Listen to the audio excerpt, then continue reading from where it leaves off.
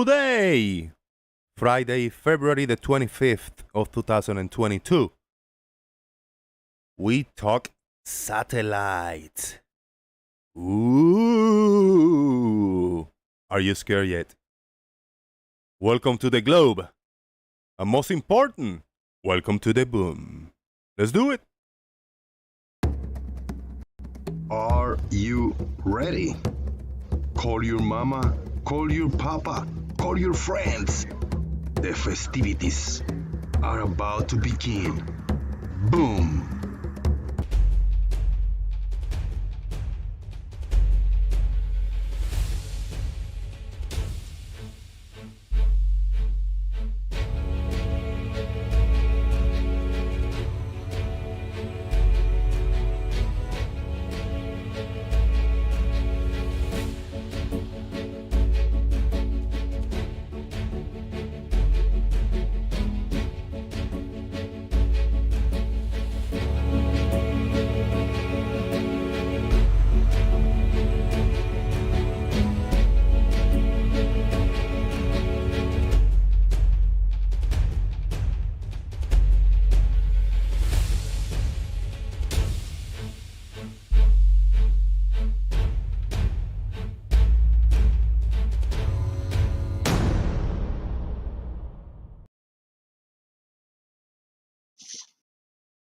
Oh yeah.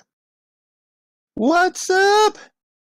Shout out to everybody in YouTube land. At this very moment when I decided to start the show, what happened? The garbage collection truck decided to just come in and make some noise. Wait, that AC Montreal? It might be. I think he's working today collecting garbage. He's a garbage man. Shout out to everybody on YouTube land. Thank you everybody for checking in. First thing you all must do is hit that thumbs up if you're watching this live or recorded. Hit the like, please. Share the show, which I really forgot. So I'm going to go into my Discord server, the Daily Boom, tag at everyone, and then share the show like that. I tag at everyone. That's how I do it. At everyone live. And then we post our link for the YouTube show and send it to 592 people, and let's see who showed up. Some people don't have the bell notification icon on, even though they are subscribed to the channel. If you do not have the bell notification icon on, you will not get notified when the show goes live. This is the moment, in a few moments, that is going to be like really loud, really bad, really hot mic, because the garbage truck is really close, 2 houses away, and when he's over here, it's going to be super loud. But before we get that, we're going to get Squeaky Earth on the run. Squeaky Earth is going to be overwhelming over the background noise that we're getting over there. Shout out to you. Shout out to Lazy-Eyed Frog. Lazy-Eyed Frog up in there. He say, mob it. We got Mama Frog. She say, mob it. And Baby Frog says, mob it. Thank you so much. Shout out to the frogs. Cute. Big thank you to everybody that are in the YouTube chat box already. Look at that. The first man in the house is the man himself, a troll god, John Hansen. Boom! But Jomongus say he's first. Shout out to Jomongus too. RT96, big responsible troll of the channel. Farmer's Boy, another responsible troll. Martin, Citizen 9, responsible trolls. Fred Bailey, what's up? Anamorphic Mind. Sean Smith, a responsible troll. And Mr. Victory's Radio, a very good responsible troll. Paul, what's up? Thank you everybody for coming in.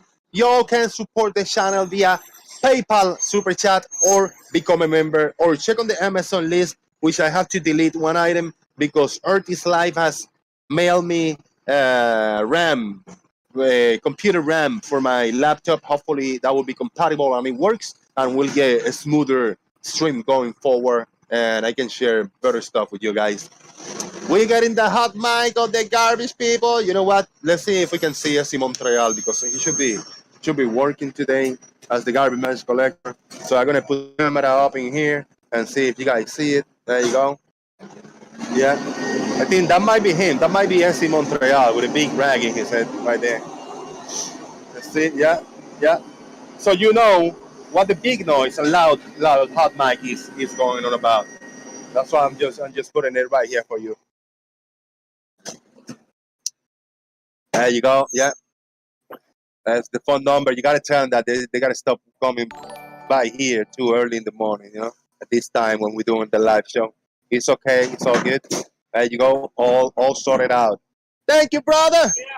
Woo! I'm gonna get that garbage can. So while the hot mic goes away, let's do it.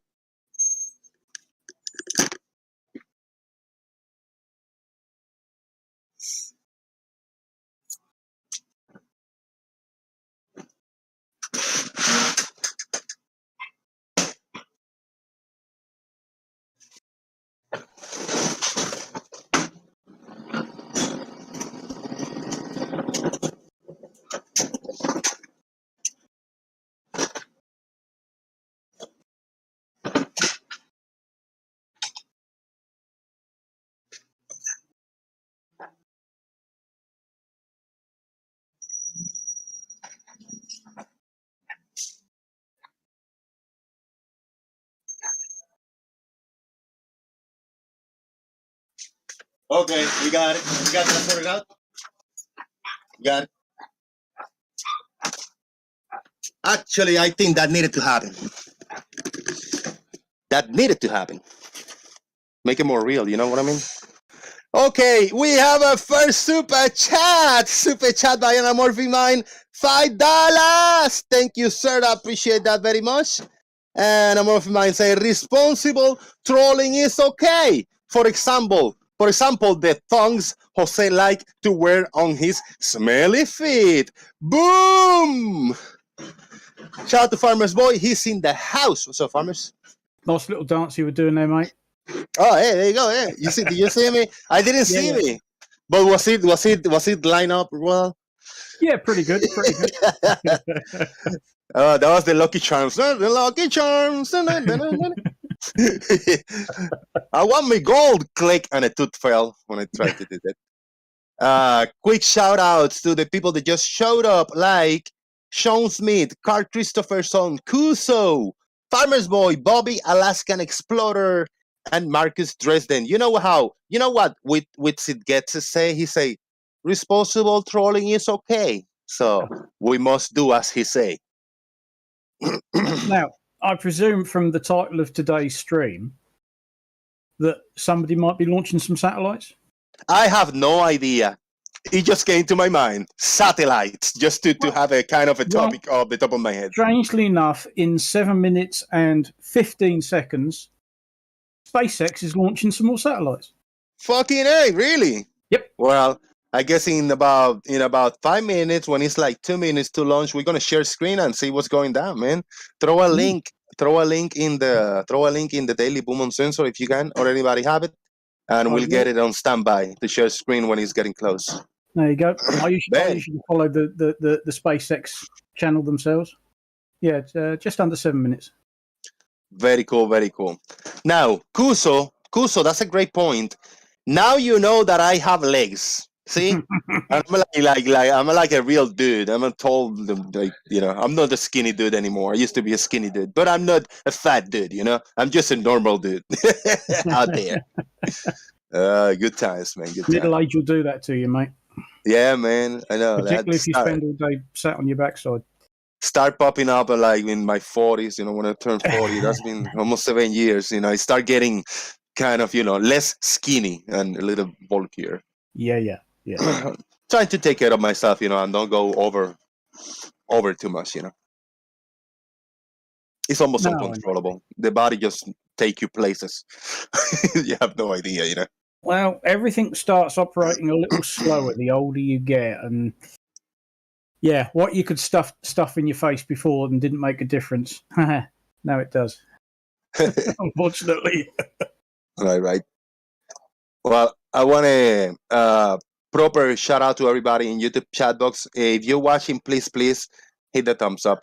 We still, it's still early in the show. We got a small audience, and even though if we got 20 people the whole show, that's beautiful. It's perfect. I'm really happy with it. It's Friday. is either people is working, people is hanging out, people is doing stuff. A Friday, you're not gonna sit for a few hours on the internet like you could do maybe in a Tuesday or Wednesday. You know what I mean? Yeah, no, that's true. It's all good. SpaceX is launching some satellites then, eh? They are launching another 50 Starlink satellites, this time out of Vandenberg in California. So, and it's all still online, just under 5 minutes. Good. The energy drinks do it. Yeah, Marcus Tristan, the energy drinks are getting me a belly. They're getting to me. You see the I don't know, but that garbage man, he when he said like, hey, what's up? And I tell him what's up, he sounds like S.E. Montreal a little bit. That might be him. I just don't want to call him out. I mean, everything points for him to be S.E. Montreal. He looks like he sounds. He's a garbage man. I mean, that's it. But I thought, and correct me if I'm wrong, but I thought SE Montreal was in Montreal. Oh shit, that's a good point. He's not. Maybe they had. He hasn't called himself SE Florida or SE. But what if they're in an exchange type of program that they come and work? Could be, yeah, could be. He could be having what they call a busman's holiday. Yeah.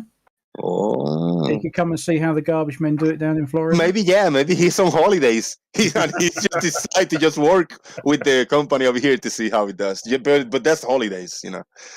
Oh shit. That's starting to make more sense by the minute, man. I think that's him. I'm gonna ask him next time. Excuse me. Are you SE Montreal, the flat earther? Yeah, sanitation. He's a sanitation engineer. My bad.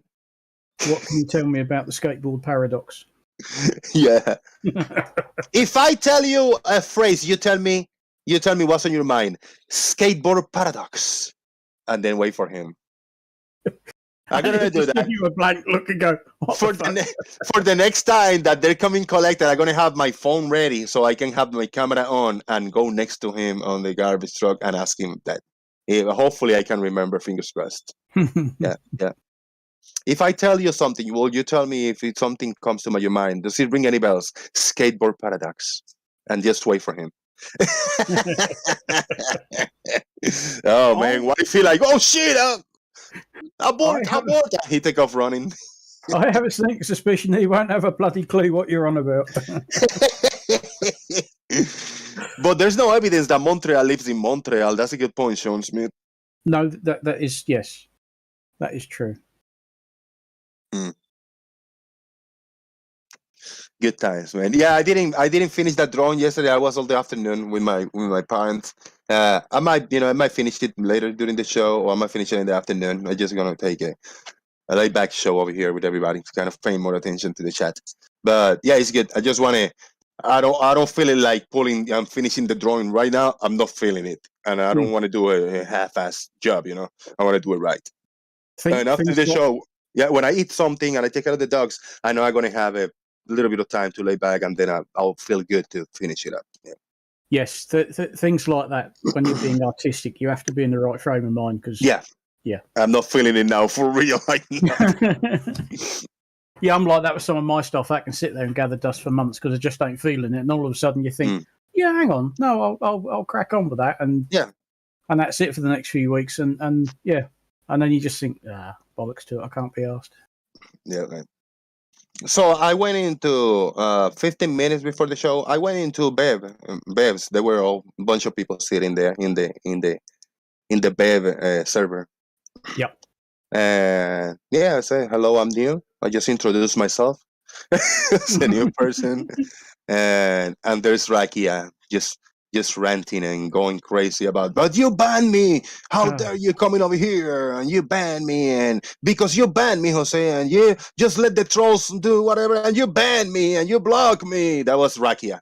Whole shenanigans for like the full 15 minutes. Nope. That was there. 45 seconds. If you want to show it. For the rocket, fucking A. Yeah. Whoa. Go on, put your finger up. Oh. Okay. Let me try to click fast enough over there for YouTube land. But it says, okay, let me go forward. Boom. Okay, 53 seconds is showing to me. 52, right. 51. Well, I've got 20. 40, yeah, there you go. 40 seconds. You just need to catch up. Okay, I'm going to share it for the chat box. Quick. Let's listen in to terminal count and watch as Falcon 9 takes our 50 Starlink satellites into orbit. There you go, we're up. Maybe you are ahead a little bit, but we are in 27, 26, 25. It's not too far back.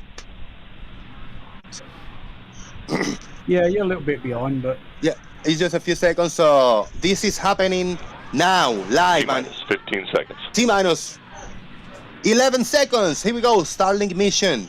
10, 9, 8, 7, 6. I'm going to full 5, screen this fucker. 4, 3, 2, 1. And liftoff of Falcon 9, Starlink 4-11. Looking good.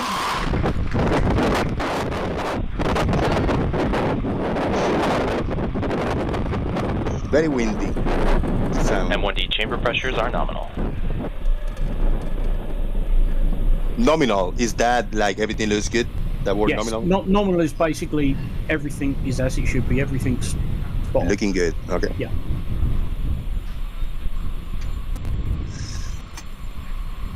And there's that one of the views.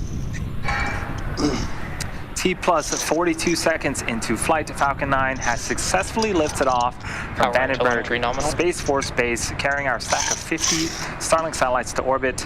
And moments ago, we began to throttle down the engines on the first stage in preparation for max Q. This is where the vehicle will experience the highest amount of pressures during ascent. Woo! And what is this? What is this in California? Yes, it's on the Californian coast. This is Vandenberg.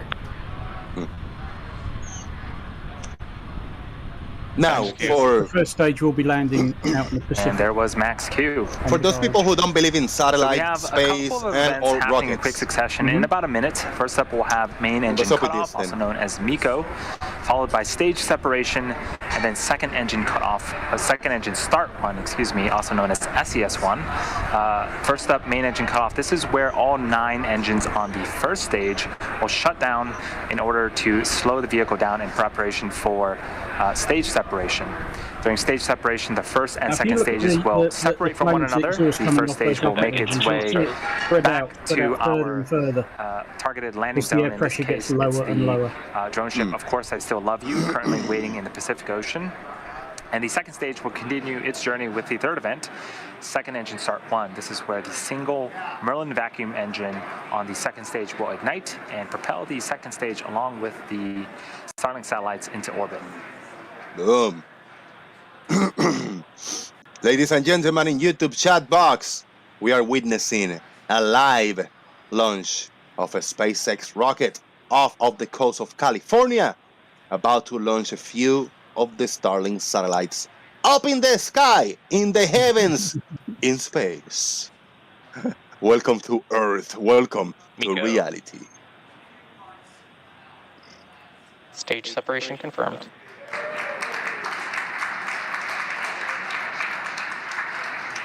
MVAC startup. Hello, Chris Hammond. Devil's Advocate. Marcus Dresden says boom again. Sean Hawkins was a Earth is alive. Here we go. Stage separation, second engine start of the Merlin vacuum engine, and you just saw on screen that the fairing halves have been deployed from the top of our second stage. We've been flying reflown fairing halves since 2019, and today's fairings are flight proven, and we're going to be attempting to recover them when they return to Earth as well. So as expected, we got some phenomenal footage of ascent. A couple of views on screen right now. On the left-hand side of your screen is the first stage.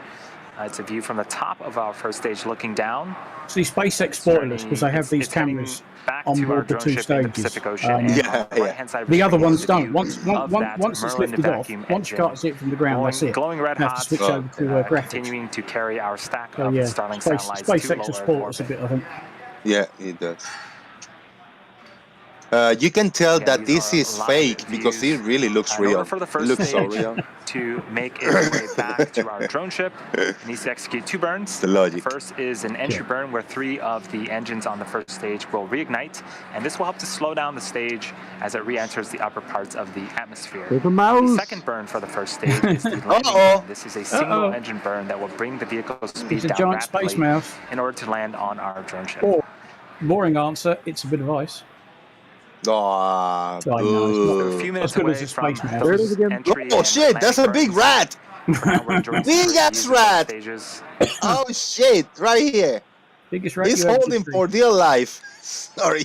The engine that you see on screen on the second stage is a little bit different than the engines on the bottom of the first stage. The laugh is right. There is holding for dear life. Being able to produce over 220,000 pounds of thrust. There's another one. Compared to the engines on the first stage. Nominal trajectories. To perform at sea level, they can produce about 190,000 of thrust. 190,000 pounds of thrust each. No, the one in the left. The one in the left is 124 kilometers height and over 7,000 miles per hour. The view in the left. Yeah, that'll.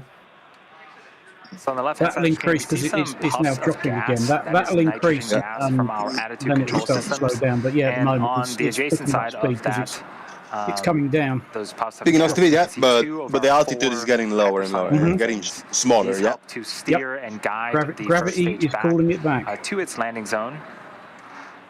When we do our landing burn, the center engine can also gimbal or tilt, and that also helps to on the right-hand side, the second stage first stage and help it land still as well. climbing and accelerating. The full rat family is over here, conglomerated in this bottom. We're just under 45 seconds away from the first of those 2 burns, the entry burn on the first stage. Again, it is a 3-engine burn. That's so messed up. To slow the stage down before hitting the thicker parts of the Earth's atmosphere. Oh, see, because they're feeling hot, they're feeling cold, so they need together. I cannot stop looking at them fucking rats. How I call them.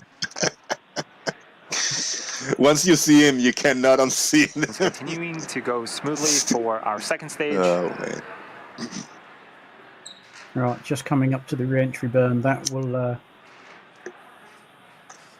that will have the first stage properly coming back down. It's coming down onto the landing barge out. Oh, the first stage 1 entry burn startup. Yeah, first burn over here to slow down a little bit. 3 of that's our the 9 entry burn. Yeah, now look at the speed dropping rapidly. Relit. Yep, big It's time. really put the brakes on. That booster. This burn is expected to last about 20 seconds. No, it's just scrubbed 1,000 kilometers an hour off it. Stage 1 entry burn shut down. Nice. And 33 kilometers height and lower and lower. One more burn to go on the first stage in about a minute. Stage 1. Coming down at a fair rate, but that's now scrubbed nearly 2,000 After the landing burn ends and we landing come on. our first It'll stage, come back. we're going to be listening for the call out for SECO, also known as second engine cutoff 1, and then a confirmation of good orbit. For today's mission, we are going to be having 2 coast phases.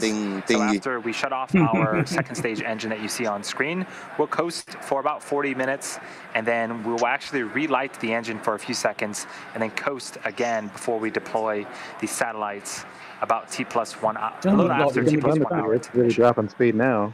Stage 1 transonic. Oh yeah, it is. It's 6 kilometers altitude. Where's the camera view? It's really to get. You're not going to get the camera back. It's showing the landing barge, and hello, it's coming down. Pretty quickly, but the landing barge is wobbling.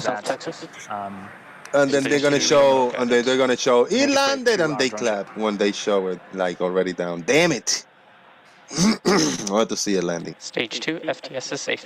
There you go. Hopefully it doesn't break, the internet. Wow. You watch it start wobbling. There's a reason why they quite often lose the signal. Look at that. Okay. So if we are successful, this will be the 4th time that this booster Get in there. Come on. Don't cut out. Oh, it's gonna go.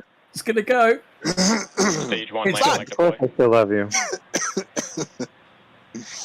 I prefer the other one, the short fall of gravitas. Waiting for audio or visual confirmation of that first stage, and landing confirmed. Right in the middle of our drone ship. That is a successful first stage landing, the fourth for this particular first stage booster. Perfect landing, man. So we did hear call out for successful second engine cutoff. And that was Merlin.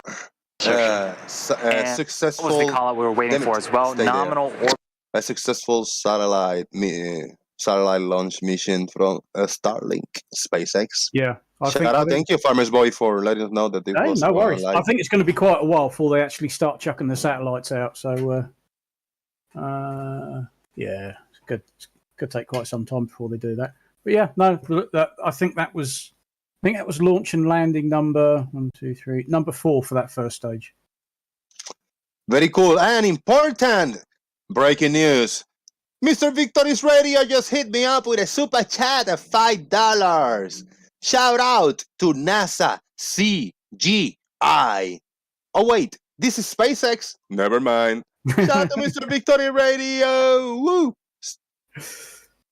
Yeah, it's not NASA CGI. NASA weren't involved. I got too excited and trying to no, and I got the Brian's Logic frog in my throat today, man. Fucking hate it. That's right. Hi, how you doing? Oh dear. All right, very, very cool, man. Very cool. So there you go. You called it satellites, and some satellites are well on their way. Another 50. Dude, they changed something in Discord that I don't like. The scrolling button on the mouse, I used to press it like you just push that button in top of an image on Discord, and it should pop. It was supposed to pop it up on a tab. It doesn't do it anymore. Now I gotta click on the image, left click, and then open original in order to open it in the tab. I don't like it. I don't. Yeah, they just seem like fiddling for no good reason sometimes, don't they? Yeah. If it ain't broke, don't fix it. Yeah, some of the fiddling actually comes from the framework that they're using. Discord as a desktop app is built in another framework. Electron, I believe, is the name. That changes in that will also impact Discord as well. Right. Okay. Right. But you notice that, right? That's an update that happened, or it's just on my end that I'm got a glitch or something? Anybody notice that? I personally haven't noticed that one myself yet. No. I used to do it because, when the GIF and images, that's what I used to do. Just pop, just click on the scrolling button on the mouse, and it should used to pop it up and on a tab. Gotcha. Oh, well. And now you just give me the option, the little scrolling arrow, like you slowly go up and down. Fucking A. Oh, yeah. Oh, well. Yeah, I don't use a middle button like that. Scroll wheel. Probably why I haven't noticed it. Yeah. It's all good. No biggie. No. You just got to get used to what it's like now, haven't you?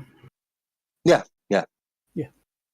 So, that was, dude, perfect timing, man. I didn't know there was going to be satellites or missions or nothing like that. And, there we had... Well, I presume that's why you titled the show like that. I thought, we must know there's a SpaceX launch just after. No. I had no idea, man. Oh, there you go. Happy coincidence. Yeah, and I knew that something, hopefully expecting for anybody, a non-glober to come in and tell us about satellites because they exist. I mean, yep. Yeah, we might hear the Saturloons and the bullshit, but I really want to hear that. I want to listen. I want to pay attention, and I want to see if that could be a reality. Is this a fact? Well, I have seen satellites before. I think the last time I saw one, I was watching the ISS fly over, and there was a satellite sort of flying sort of across where the ISS was going. And you could see it was a satellite. It clearly wasn't an aircraft. They looked totally different. They behaved differently. But yeah, if you know where to look, you'll spot satellites. I gotta read the comments by Humongous, man. Don't say I'm gonna read 3 comments by Humongous. 3 comments by Humongous. 4 comments now. Why is farmers saying anything about how people speak? Dude takes a deep breath after every statement as if he says something informative. Shout out to Humongous. Well, I don't agree with you. Humongous says, lemon bird, lemon bird, lemon bird. Humongous says, why venga, why venga, why venga. And Humongous says, leaky, leaky, leaky. Thank you so much for those exciting comments. Now it's taking piss. Gleam, gleam, gleam. No, I'm sorry, you've gone too far with that one, mate. Shout out to Stingray. What's up, Stingray? Stingray, did you see that launch? They keep launching satellites. Yeah, no, it's an interesting image that you've got on screen at the moment with the solar panels curving the wrong way to the curve of the Earth. Really cool, man. Tell us about it. I noticed there's a curve, but wow, it's the opposite way. Yeah. I know, right? That's pretty hard to say. Well, it's the lens, because the lens is bending that image entirely the wrong way. And we've still got a curve. No, but I like your idea about satellites. I'd love for a... The problem is, I don't know how else to put this, but flat earthers are so dumb, they don't actually realise you can't just have a floating thing for the global positioning, GLONASS or Galileo to work. They're the 3 predominant orbital satellite positioning networks. You can't just have an arbitrary floating object, uncontrolled. Isn't that where the land towers come in? Since they say it's mostly land tower anyway. I mean, I guess you could put some sort of repeater up there in a balloon or something like that to repeat the signal, but the main money appears to be in land towers down here. Okay. So do you know, have you looked into it, Lemon, and do you know why that would be impossible and not work? Why? Well, because the signal is based off timing. It's based off something saying, I am here. Yeah? So imagine I get to shout to you with my voice. And I say, I'm 38,000 feet high. Yeah? Or I'm 38,000 kilometers high. And I'm shouting with my voice. Let's say we've estimated the speed of sound. You can figure out how far you are away from me from how long it takes my voice to reach you. But you can do that via if loads of other people shout at the same time and say, I'm here, I'm here, I'm here. And they've got timestamps. And you can work out, it's called trilateration, where you are from the amount of time and offset of all of those signals. All of those voices, sorry. Now, if you redirect those voices somewhere else, you then don't have that exact position for everyone to trilaterate off. So you hearing it and me hearing it that are stood 400 meters apart, we now need a different signal to fake to say, oh, when you work out and do the maths, you're this distance away, to then sort of like, come up that we're on a globe, or even on the land. It wouldn't really matter, a globe or flat at this moment. So flat earthers always say, well, you can just, it's ground-based. Well, no, it isn't, because it works in Grand Canyon, and that wouldn't work with a positioning system. And people say, oh, well, it would just be dome bounce at that point. The signal from the land tower.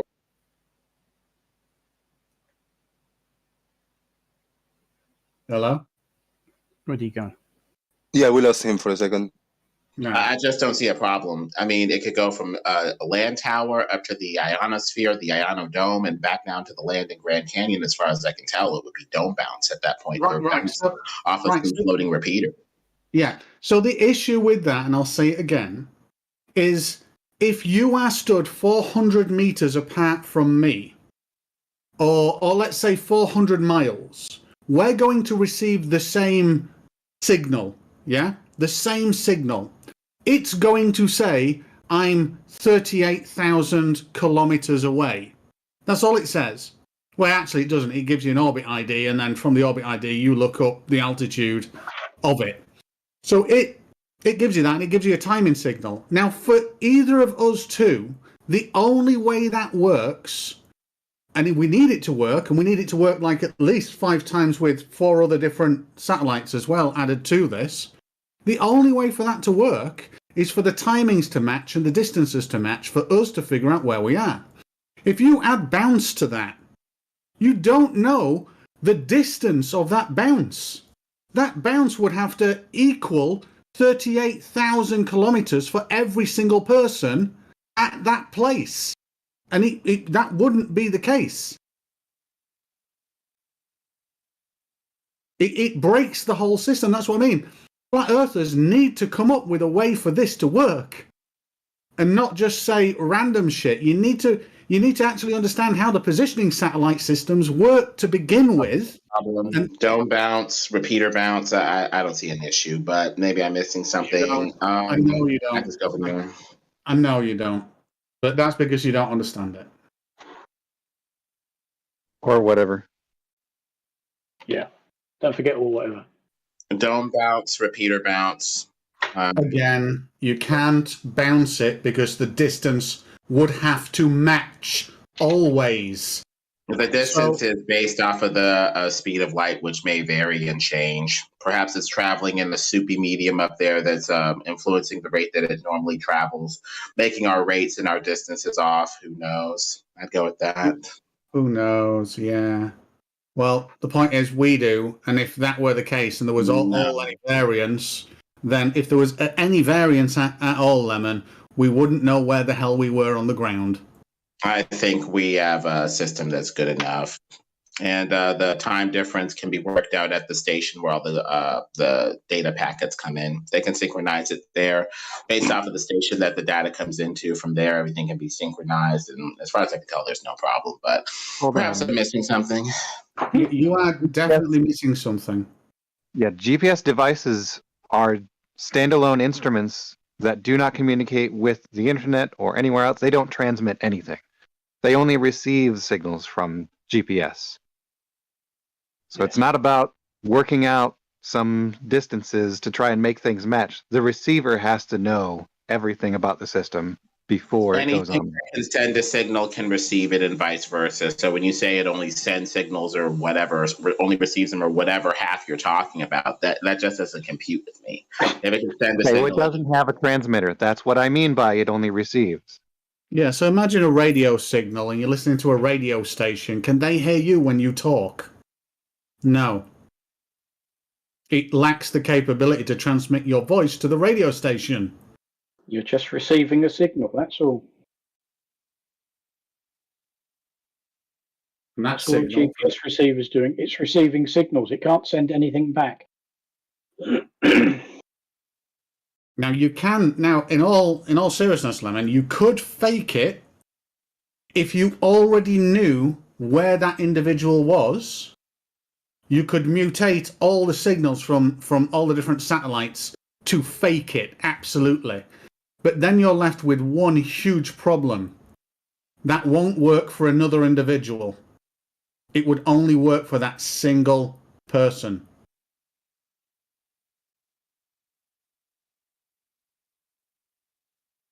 But Flat Earth conveniently ignores things like this because, hell, can't explain it. Yep. We have an alternative explanation. Yeah, but it doesn't work. Works, Lemon. The difference is you can put together word salad, you can come up with rhetoric and a completely lack of understanding of how a positioning system would work, and then just say, well, bounce, reflection, soup. That's not an answer. The answer would be... Here's to match what we see. We see rockets that appear to go up and asymptotically curve like they're trying to avoid hitting something. So one appears to match what we see. The other appears to be an idealized version of what we think we should see rather than something that is. Hey, Lemon, which way would... let's say theoretically the Earth was round and we were trying to shoot rockets up so they would fall around the Earth. Which way should we point the rocket? Guess you'd have to curve it to go with the Earth's trajectory.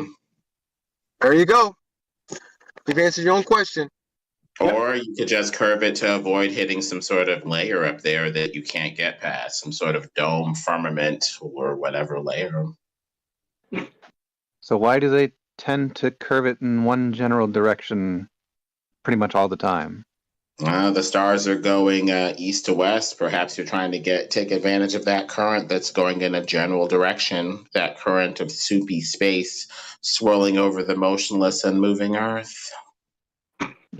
If the stars are going to the west and we're launching rockets to the east, how does that help? Perhaps they're trying to catch a current. The current would be going the other way, Lemon. There are several currents even within the sea, some going opposite to where we see. Perhaps we have some east-west, west-east currents. The stars appear to be going east to west, yes. But there may be some other currents or counter currents they're trying to take advantage of. In some ether, yeah. The sea that we all swim in, we're all fishies within the ether. Fuck's sake, what a load of bollocks. This gives us the charge field that we can take advantage of when we're trying to float a balloon or whatever. Going this way, that way, whatever.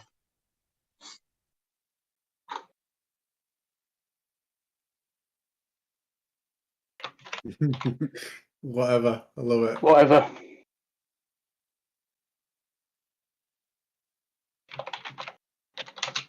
We get back to trying to understand Lemon vision with, is it the lens or is it the distance or the floor, Lemon?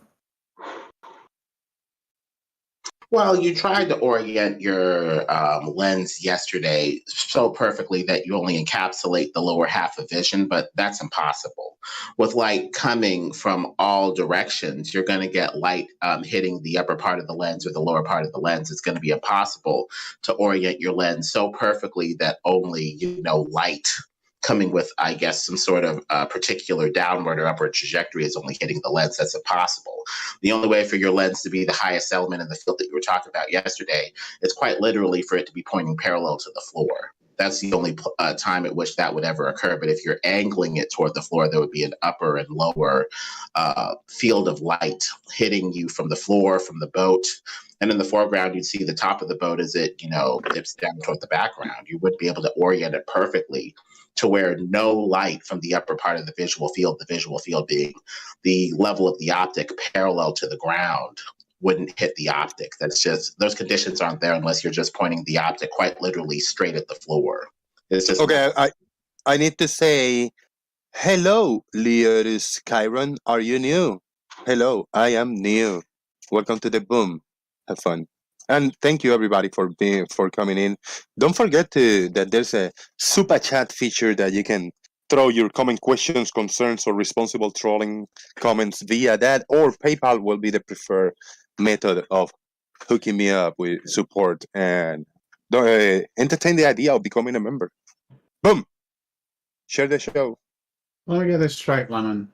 I point that camera down at, let's say, a 45-degree angle, which means that on the image frame, on the sensor, the top of the image is well below the horizon line. Are you saying, you said something, the light's coming in from everywhere, so even light above the horizon is coming into the lens. Is that what you just said? Yeah. I mean, you're only putting it down at 45 degrees. And when we idealize these ray tracing diagrams, ideally we're trying to hit the center axis of the optic and let that center axis determine what's up or down. That center axis of the optic is still taking in a lot of light from above that 45-degree angle that you're pointing the lens at.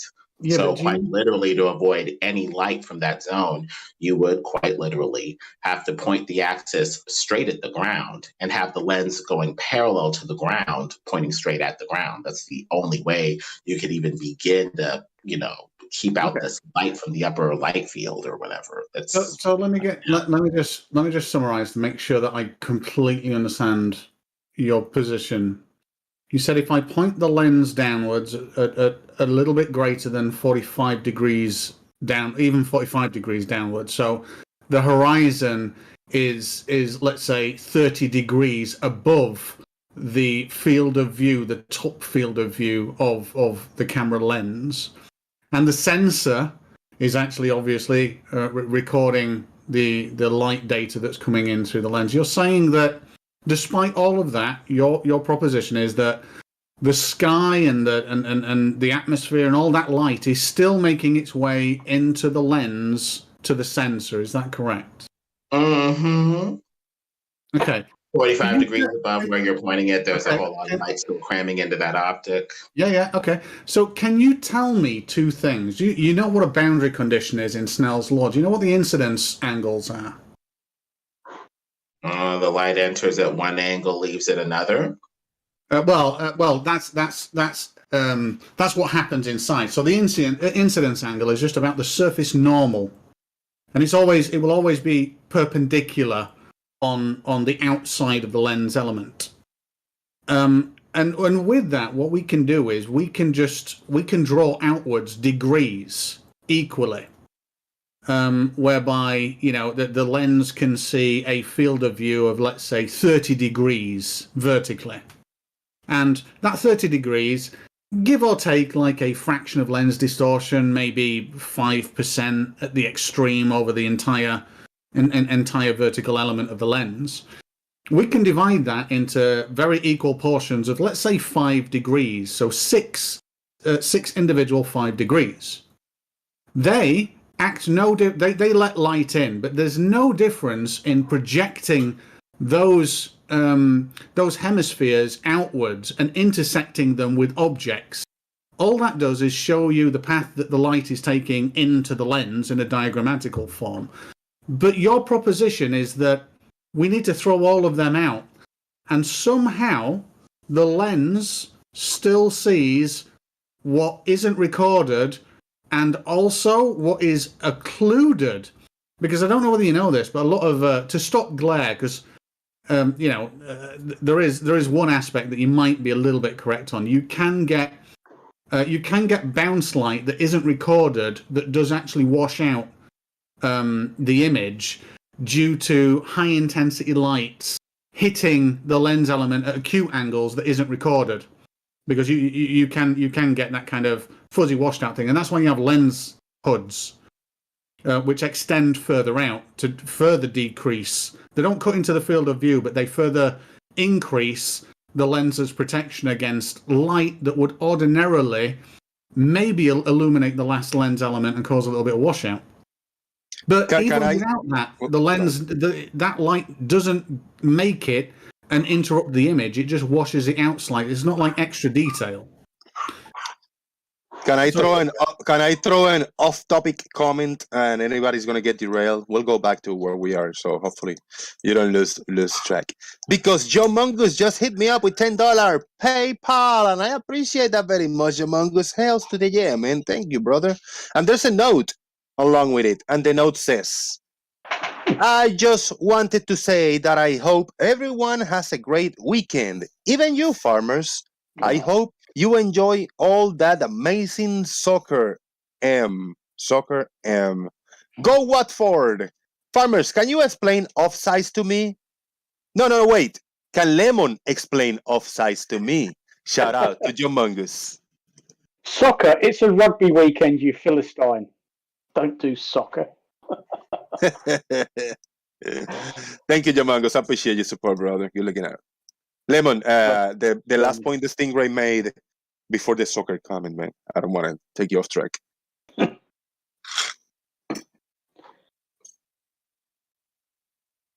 Oh, no. Oh, dear. Did I fuck it up? Okay, there's an image shared by Doofus over here. Looks like a hand-drawn image.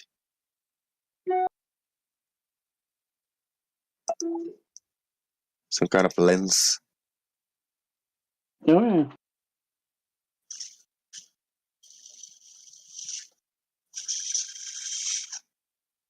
Okay. See what I did? I just killed the discussion. Fucking it. You put that down dead, didn't you? That was... Lemonbird might be busy. He should be. He's busy probably over there on the phone or something. So hopefully he'll remember the last point the Stingray made, and we'll take it from there. When he gets back, and hope he gets back. So what is Farmers Boy? You shared this image.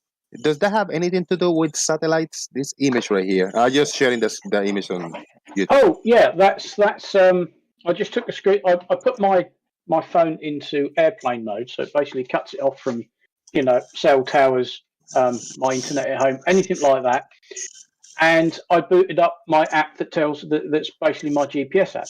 So you can see from that it's getting a signal from 14 satellites.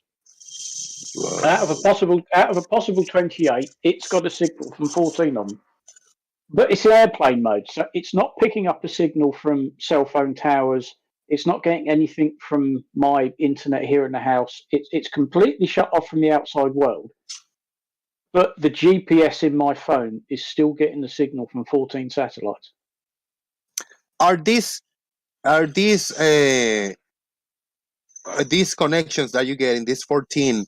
Are they just signals bouncing out of the Ionos dome? No.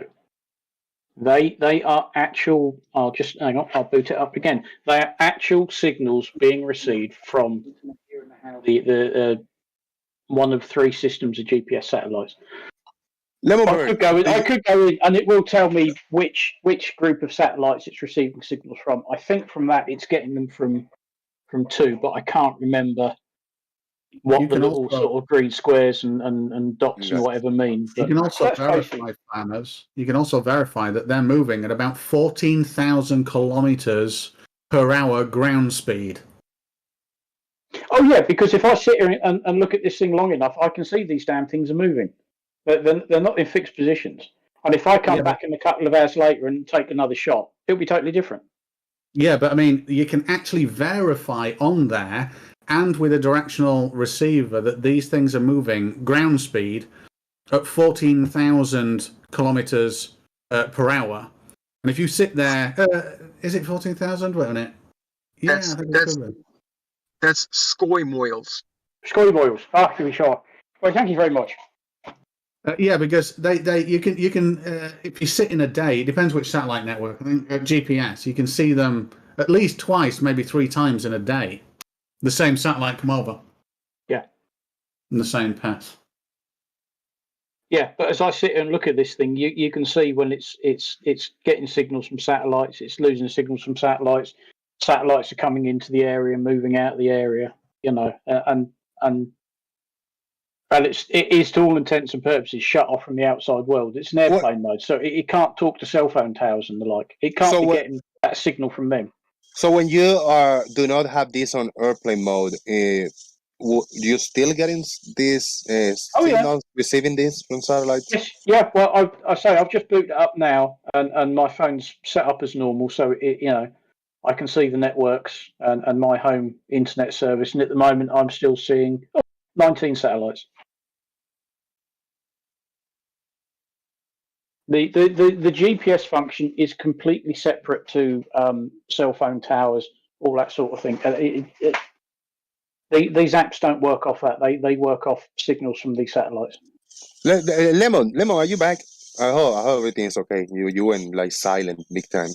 But if you are, what do you think about this? It's two totally different. When we talk in the phone, we use the towers and shit. But if you just cancel all those tower signals, what you're getting is satellite signals, like for GPS, for example.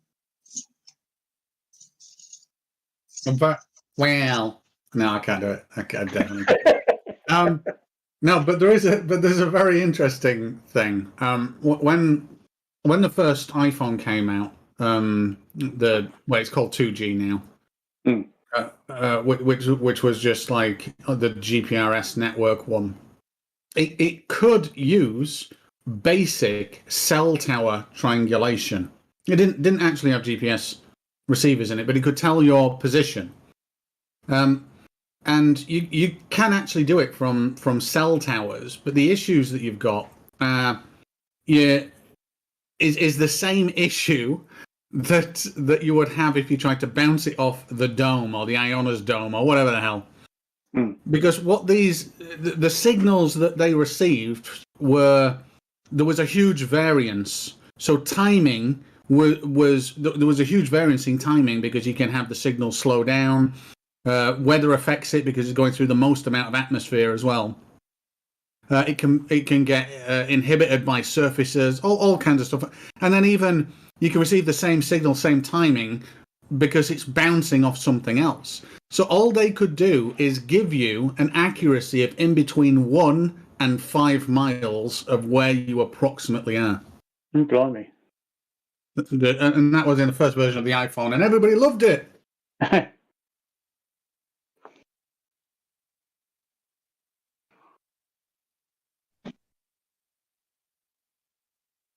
Yes, of course, and now they're far, far more accurate. My friend's, is it Trimble? I can't remember what it is, but his auto drive system on his tractor can do it to within like 3 centimeters. Pretty decent. That's quite something when you think about it. Quite when it starts steering itself. I mean, I've just opened up Google Maps now, and it's showing my location, and actually, it's got me next door in my bedroom. But that's pretty good going. You know, it's got me in the right house, and it's got me within a couple of meters of where I'm sitting. That ain't bad.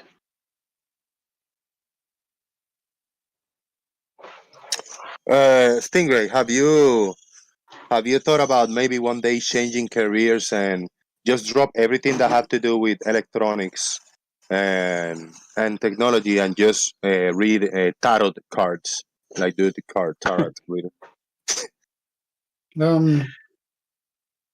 I bet he hasn't. No, the only time that I seriously thought about something like that was I was in Cuba and I was at a beach party, and now I was a smoker back then, and the bar didn't have any cigarettes. When I went up to the bar, I said, "Oh, have you got any Lucky Strike or whatever it is that I was smoking at the time?" And the guy said, "Oh no, I haven't. Sorry, but I can go get some for you. Would you like? Would you look after the bar?" And they're like, okay. Yeah. Okay. I ended up serving about 3 or 4 people, not a lot, because he only run down the street to get them and stuff. But the damn bartender run down the street to a shop that he knew that was open to get me some cigs while I watched the bar, which was pretty cool. And I thought to myself, did it feel good? Yeah, could I do this as a career? Just tend a bar for the rest of my life? And they're like, yeah, I could on a beach like this. So that was the closest I ever just chilling in there, sitting in the bar. Well, you know how to make drinks, and it looks like you're good enough eye candy for the bar. You might have a veritable career path ahead of you there. Do you imagine Stingray's Spanish with a British accent? That would be crazy. Oh man, Lemonbird. I got an image of screen the Farmer Boy shared earlier. So he, in his mobile phone, he put it in airplane mode, which he just cuts all the communication, all the towers, land-based towers, everything. But he's still getting about 14 satellites sending data to his mobile phone so he can get GPS. What do you think about this? Same thing I said before, dome bounce or some sort of repeater bounce from some sort of floating balloon up there. That's basically it. Ionos dome. Because they call it an ionosphere, and I think that's not fair. It should be an Ionos dome. Yeah, you can send radio signal up to 10,000 miles away, according to Marconi and them, and they were theorizing some sort of dome to bounce the signal off of. So either it's traveling over a flat, motionless plane, or it's bouncing off of some barrier up there, the ionosphere or ionodome.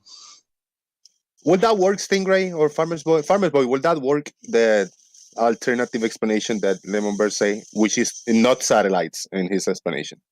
No. Why? They do satellites. I think we asked farmers this. Farmers can verify that this signal via Doppler, you can do this as well. You can verify that this signal is moving over 10,000 kilometers per hour ground speed. Now, the interesting thing about that is you can verify that from multiple different locations across different countries. Now, the one thing that wouldn't work in that scenario is A, you couldn't have a ground-based transmitter traveling that quickly. And B, if you were bouncing it, you'd still need to travel that quickly, but somehow it would have to bounce to the two people equally.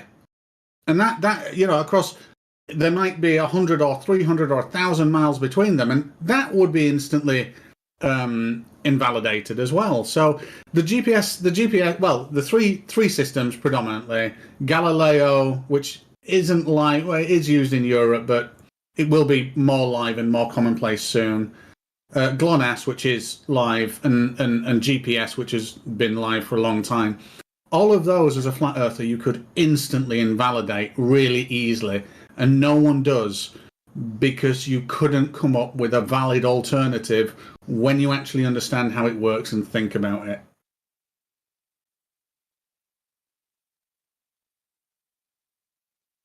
It doesn't work, Lemon. Stingray saying just like that. Did he just sweep that under the rug, or did he actually thought about what you say, Lemon?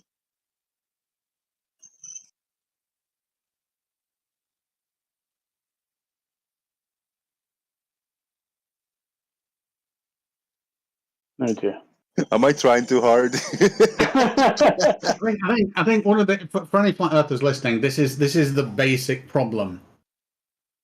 If I work on a radio signal or an EM signal and I base it off time, so I know the speed of it, therefore based on multiple signals, I can trilaterate a position based on timing offsets and known positions of those satellites as well. Those known positions being moving at 14,000 kilometers per hour or whatever. I can't remember how fast they go, but an altitude of what they say they were. That's that survey data, the altitude and the time it takes a signal. You can't replicate a system that allows what we have with our positioning networks. You just can't do that. And the simplest thing to think about is if you know that a signal took 10 seconds because it travels. Well, no, actually, it wouldn't be 10 seconds. Let's say in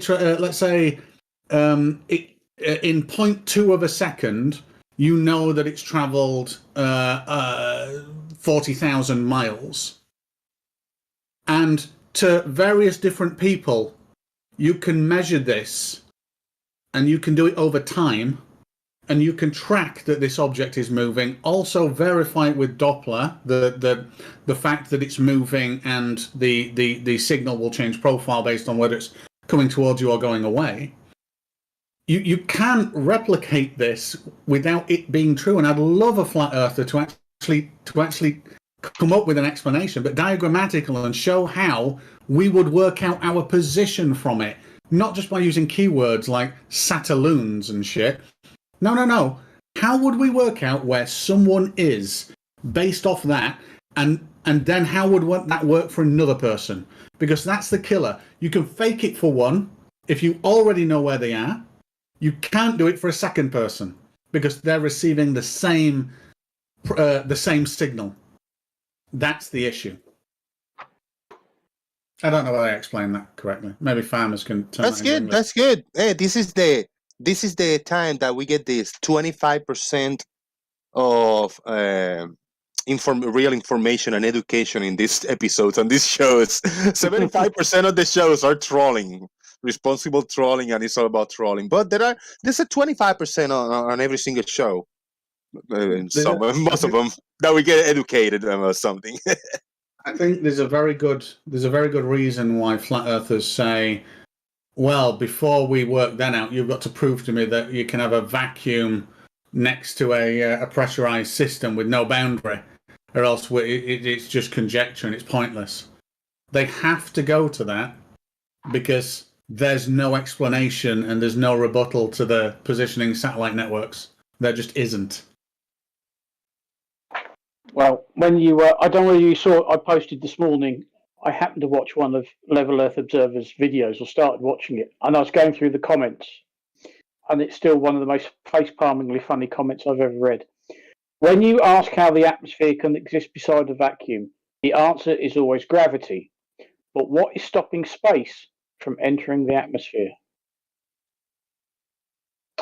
Just think about that for a minute. That's awesome. That's what you're up against. So not. What do you mean?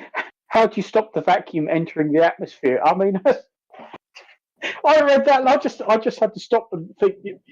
What? Yeah. So that's what you're up against. Woo! Stop, drop, and roll. I've never actually heard a decent. And I'm pretty sure I've heard Blue say it, I've heard you say it, I've heard loads of people say it. I've never heard a flat earther come up with a good explanation of if the pressure decreases with altitude, under what circumstance would it ever stop decreasing with altitude and require a boundary? I mean, because we know that pressure decreases with altitude. You can test that for yourself if you can find a road that goes up a high enough hill or mountain, or if you're really feeling adventurous, go and walk up or climb a mountain and see how short a breath you're getting the higher you go, like those silly buggers that go up Everest. We know the pressure decreases with altitude, and that's why airliners have to be pressurized above 10,000 feet, because the air's getting too thin. We know this. There's no container required for it. Farmers, what's stopping the low pressure from entering into the high pressure area? Oh, don't, please. I read that this morning. I really just like, what? The only reason I joined as I heard that statement, I thought I've got to come laugh with you. Error does not compute. And step the vacuum getting in. I swear half the problem is people watching films set in space, and an airlock door is opened, or a hole is created in the spaceship, and everything's getting sucked out. And you think, no, it's not getting sucked out. That's not how vacuums work. Not even how bloody Hoovers work. Under pressure. Wait a minute. I knew somebody was going to do that. Jose, I've got a question. What's a Hoover? A Hoover. Manufacturer. A Hoover. Nothing. That doesn't ring bell.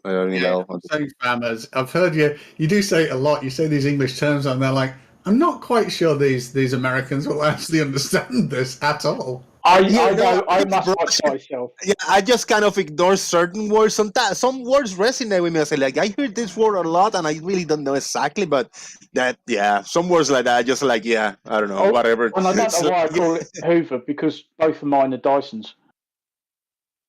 But it's just such a generic term over here in the UK, isn't it, to call a vacuum cleaner a Hoover? Yeah, Hoover is just a brand like Band-Aid or Jell-O. Exactly. It's just, I guess it's been habit for the past, I don't know how many years over here in the UK, you generally call it a Hoover. The most famous one, sellotape. Yeah, sellotape. I just want to announce that the mosquitoes are back. They're killing me today. They got me 5 times already in my arms. Motherfuckers. Bastards. Could we do without that? Yeah, I don't know. Can we do something about that? Like, I heard some news that there was genetically modifying mosquitoes over here to launch them in certain places so they can eat the other mosquitoes. Something like that, I heard. Yeah, but I mean that's not even going to scratch the surface, is it? Yeah, one kind of mosquitoes is going to kill the other kind of mosquitoes. What about the mosquitoes you're left with then? They sound like they were. Oh, blimey. Yeah, that's not a good idea. But yeah, this whole nonsense about how we can't have the vacuum of space. I mean, you just follow it to its logical conclusion. The atmospheric pressure is getting less and less and less. I mean, even the ISS encounters some atmosphere. Not much of it, but enough after a while to start slowing it down. That's why every now and then they have to give it a little nudge to get it back up again. Because it is actually dragging on the very, very thin atmosphere it's flying in, it's orbiting in. Yeah, and also define next to. As usual, I don't like prepositions. Did you say that the sand is next to the beach? By the next two, they imply and they picture in their mind a hard line, like a solid divider with something, with a lot of something versus nothing. And they don't understand, they don't want to entertain, they don't want to listen when you talk about them, about the gradual, about how it works gradually and goes slowly from something becomes something else. They think it's going to be with the flick of the fingers, It ain't magic. It's logic.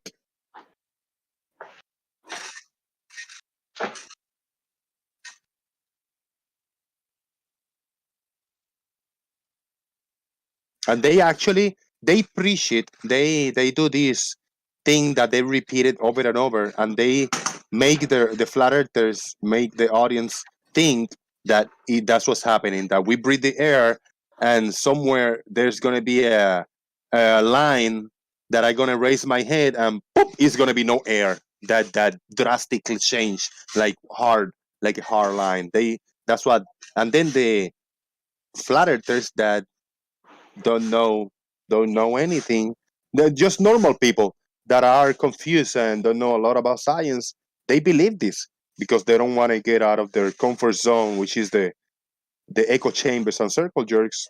They want to listen to only that, and they don't want to hear anything else. When you attempt to explain them that it gradually go from we breathe in air to you get a little thinner and thinner and thinner until there's like almost nothing, consider nothing.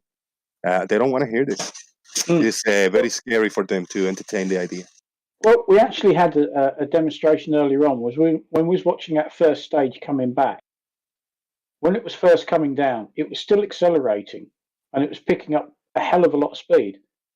Then it fired. Then it had the entry burn, which slowed it down, but it was still going at a fair old lick. But then the lower it got, it started to slow down. Why did it start to slow down? Because the air was getting thicker.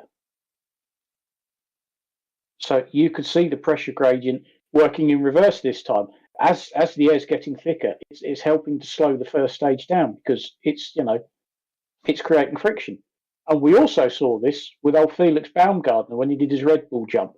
When he first jumped out of that capsule, he picked up speed bloody quick, and they do reckon he broke the sound barrier, and he probably did. But if you watch the video, you'll see him after a while. He starts to slow down again. Why is he slowing down? Because he starts to hit thicker and thicker atmosphere. But so we know that gradient's there. You can see it in action. Farmers, you can see, when you use the word thick, I cannot think anything else about but like legs and thighs and shit like that. About women. So that's where you lose me. No, it's spelled CK, not double C. Sorry, I know where you're coming from. Damn it! The air is getting denser as he or it are coming down towards the surface. The air is getting denser and denser. It's getting thicker, and that serves to slow him down.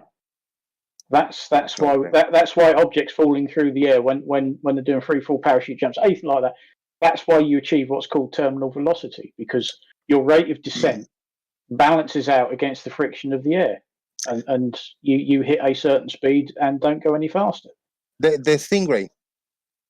Can you somehow, for soon, do a little computer model of air, of this gas pressure over here, 14 points? Can you do a model of 14.7, of air that we breathe in versus the 10 to the minus 17 torr somehow in a vertical graph that in the bottom maybe paint the air red like the air will be red, and then and then we get in the top the 10 to the minus 20. Is there any way that we can do that besides just doing a fading of color from very thick to very very light until almost nothing?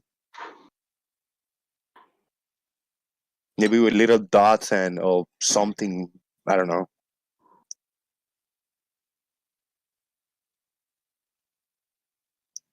Sorry.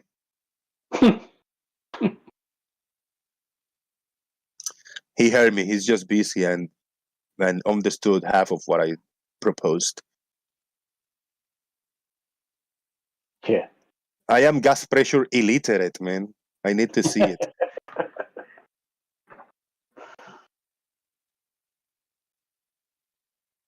Can I be more illiterate? Every day I'm illiterate of something else. I gotta bring this to life. Like, make this part of my character be a daily illiteration of some specifics. Today I'm gas pressure illiterate.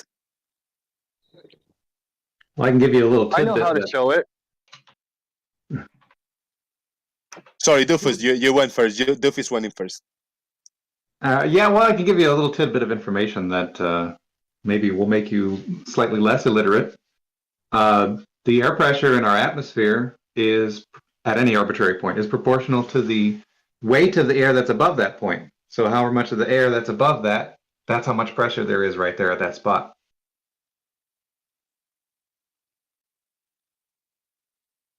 It's just a fun fact. Flat earthers don't like it. Can you say that again? I want to pay all the attention. I half-assed heard it. It's okay. It's complicated to say it. It's easy to understand, but it's tough to say. The air pressure at any arbitrary point in our atmosphere is proportional to the weight of the air that's above that point. So any air that's above that point, that's how much pressure there is right there. So since as you go up, there's less and less air above you, there's also less pressure. Correct. Okay. Yeah, I kind of visualize that. I can visualize it in my mind. What are you talking about? Yeah, that's good. Well, when we say I've got it in a way that Jose can understand. Jose, it's a bit like if you get 5 thick women and lay them on top of you, and then you put one of them underneath you, and then you've only got 4 on top. Now you put another underneath you. Now you've only got 3 on top. So obviously you're still the same amount of column of thickness, but you're in a different position in that thickness. Beautiful. Yeah, that's good. That's good. And you're still under a lot of pressure to perform for 5 big fat ugly women. Yeah, I see that. I see that. Same amount of pressure, guy. That's a different type of pressure. Well, pressure is pressing against something, so intuitively the flat earthers have divined quite accurately that you're going to need some sort of barrier like a firmament dome to press against ultimately. Not really, because if you they do have that. Hold on a second. Wait a minute, guys. He's right. Only one term. And that's how flat earthers typically try to deal with this: is presume that air doesn't have any weight. That's how flat earthers typically go nuh-uh to it. Well, look, he's partially right, because without the surface of the planet, we wouldn't have that pressure. So, I mean, there is one surface, and that would be the surface of the planet. Well, no, this is the part entirely true. If you had a volume of gas just in space that happened to be collecting in an area, you wouldn't have to have a surface of a solid body in order for that pressure to exist. That gas would be causing the pressure due to its weight. Hold on. No, actually, the magnetic field would be withholding that gas together, not the weight of the gas. So, I mean, only if it's ionized. And it obviously would be, right? If it's anywhere near space, it's definitely going to be ionized. So not all gas in space is ionized, though. 1% of a gas needs to be ionized to be considered a plasma. 1%. No. It's not a gas anymore. It's either a plasma or a gas. Partially ionized gas is both plasma and gas, acts as a plasma and a gas in other conditions. So no, you're wrong. And the upper atmosphere is ionized gas. The ionized gases of space plasma.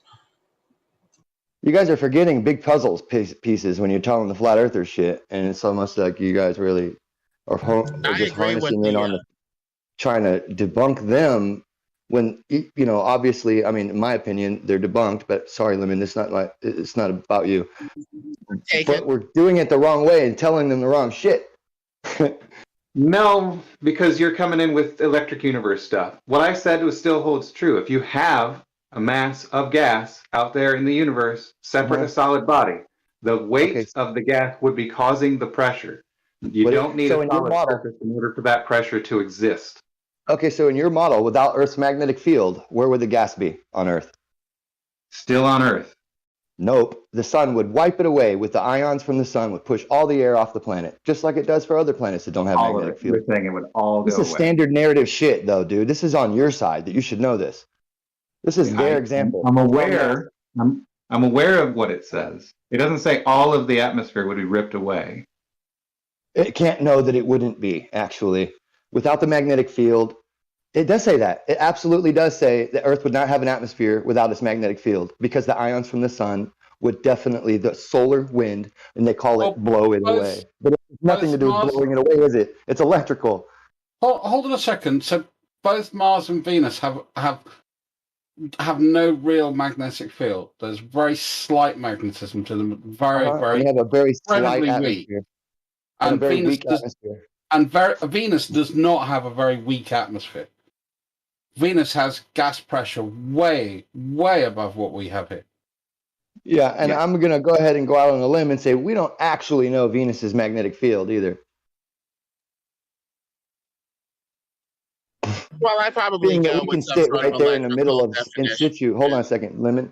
We can sit in situ with the Cassini mission in the middle of a cryojet, they called it, that was emitting 200 million electron volts, yet they could only record 5% of it with their older equipment. So obviously, we just realized this a few years ago. This is newer shit than you think. We don't actually know these electron densities and things until we're touching them. Well, this is from the Parker probe, which is incredibly recent, isn't it? Yeah, the Parker probe. Doing what now? So the Parker solar probe detected natural radio signals coming from Venus and also measured its magnetic field, or its lack of magnetic field. And how did it measure its magnetic field? Not entirely sure. I'm just literally looking this up. All right, Stingray, let me know when you're ready so I can share you for YouTube over there. Yeah, so yeah, I mean, just share me now, and if Lemon can look at this, he can comment. And the Venus Express, sorry, as well. So that was the other one. So I'm just looking up that one. That's the most recent. So I'm kind of simulating a lens hood, Lemon. And the camera in the field of view sits inside the lens hood. And this is the image on the right. We can see that there is no horizon. There is just the hull of the vessel and the water's surface. And I just want to make sure again that I've got this correct. You are saying that light from the sky, even though there is no angle to it, will enter this lens and be accounted for somehow, but then ultimately ignored via some weird sentience. I'm trying to get an understanding of what you're saying. Yes. When you're orienting a lens toward the horizon, you'd have to quite literally make the lens parallel to the ground to have as little light from the upper part of the visual field, if you were, from the level of the optic up, entering the optic. If you try to angle it down toward your idealized horizon, 45 degrees, there's a bunch of light from above, 45 degrees, center axis of the lens, would still enter the lens. And so the only way to keep that light from entering is to quite literally point it straight at the floor. Right. So the issue that I've got here then is that there's a little dot in here which symbolizes the actual the lens or the view plane position, and it sits well within this box to a point where this lens hood, let's call it, it's quite a square lens hood. I could make it circular, but I can't be asked at the moment. And the angle from the viewing plane to the edge of the lens hood produces a straight line which hits below the horizon. So somehow you're still saying that the sky, even though this is less than 45 degrees, by the way, but you're still saying that the sky would somehow have an influence in here. So I've got two questions. One is, how does it get in here if the angles don't allow it to? And then B, if it does get in here, how do you determine that it is doing, and what is the effect?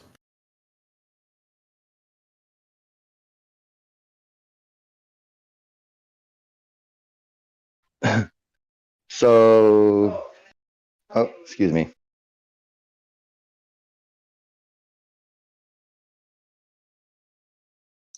Yeah, Lemon keep disappearing for times. Yeah.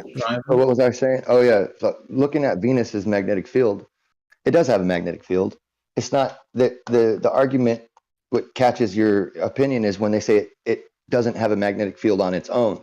Yeah, there is a magnetic field surrounding it, right? Because of it's called an induced magnetic field from the plasma environment that it's in. Plus, I don't think they know if it does actually or not have its own magnetic field, but they do see that it has an induced magnetic field with twice the surface area of Mars, which would give the same, if not, ability that Earth has. This is straight from NASA. I was just reading it. That Earth has to contain a magnetic field. So it's the magnetic field itself that doesn't allow the gases to be wiped off of Venus as well. Yes, and without that magnetic field, right, on planets, and this is the reason why, those particles accelerated would mingle immediately with all of the particles on the planet, and they wouldn't be raced off to the side and shielding basically the atmosphere if there were no magnetic field. So I mean, yeah. I think people, and I don't even think Earth has its it's this solid magnetic field. I actually think it's also an induced magnetic field because of the solar interaction in the first place from the solar plasma. These aren't neutral bodies. EU holds much more promise than the dead weight of gravity, some pun intended. Well, Grim doesn't actually deny gravity. Unless you change your point of view. You accept gravity and local. Can I finish my point, Lemon, before you rattle on for 5 minutes? As far as correct me if I'm wrong, you're one to talk. Your rhetoric meter is much higher than mine, but please continue. For fuck's sake, Lemon. You guys get along. I like both of you, please. Yeah, but I mean, you don't deny gravity in its local view. You just don't accept it in sort of the galaxy, interspace, cosmological view. Right. Unless I'm wrong. Yeah, cool. No, yeah. Or the space-time curvature idea of it. Just a different explanation. Why is gravity necessary, Grim? It looks like most, if not all, of the interactions can be very easily explained with something electric. Why would gravity be necessary? Well, because gravity is just a word to place the accelerate. For me, in my axiom, when I say gravity, I just mean the known recorded acceleration of local objects that we have no other explanation for at this time. Right? We call that gravity, the acceleration force. The explanation for it, I don't agree. All of that other stuff. But that does happen, and I this time can't rule out any. I have been able to rule out a lot of the obvious electrical force issues.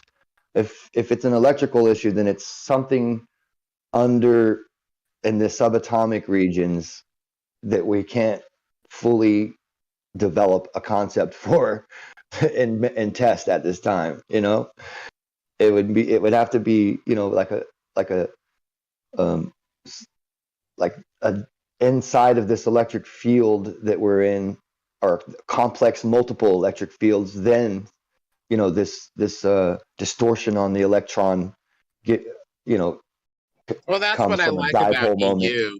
it doesn't treat weight as this ontological essence that is just this, thing in and of itself. It treats weight as a group of interactions, that the same object that weighed tons before can float as if it's nothing in the right field. That's the thing that I love about something more electric universe, dominated when it comes to explaining gravity. The gravity paradigm appears to say mass just is and just interacts in, more or less this way. It's very limiting. Keep in mind that mass is contributed to by neutrons within atoms as well, which have no charge. It's not really electric. Well, have you seen the structured model of an atom where neutrons don't exist and it's just a positive and a negative together? Where neutrons don't exist. Yeah. Are you sure that's what the model states? No, not really, but I think it's something to do with that. It's not necessary for, But what's hold them then? Yeah, the contribution to mass and weight by neutrons is something measurable. I understand. Listen, it's a theory of a structured atom, the SAM model. That's all I'm saying. I'm not arguing that it's the exact right thing, or I'm going to break out my books and start defending it. It's not that kind of day for me, dude. If you haven't heard of it, you're not familiar with it, it is interesting to a lot of people, if they believe it or not. And it does have predictability to it. And it predicts interactions at cooler temperatures, like fusion and fission. Stuff that we do actually see too, phenomenally.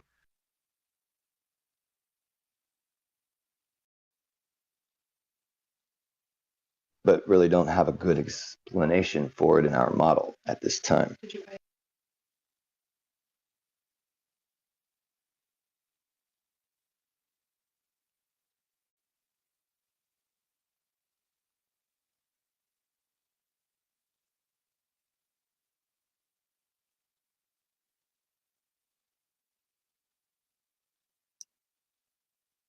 And it goes. That's where it comes from.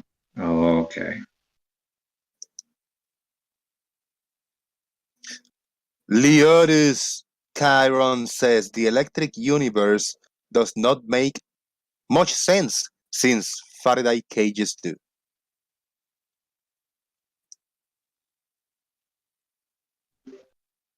Yeah, electric universe doesn't say anything about gravity being electric in that sense. So I don't know why the big straw man there. You're going to take the straw out of your house before it catches on fire. Still worth mentioning neutrons. Right, and neutron stars, right? Since we can slap neutrons together all day long, right? They just hold together. That's just normal. We're talking about the mass and weight contribution to neutrons is all. Well, can you slap two neutrons together? 3, 4, enough to make a star out of them? I mean, have we ever really laboratorily shown feasibility to that idea? I'm just saying, have we shown experimental laboratory, data that supports that idea? Of course not. That's what I'm saying. You don't have to talk about neutron stars in order to talk about the mass and weight contribution of neutrons as experimentally verified. Neutron stars is a change of topic. If you want to go into that topic separately, we can. Well, again, for the premise, I didn't argue the existence of neutrons. And we're talking about cosmological scale anyway. So why wouldn't I mention a neutron star?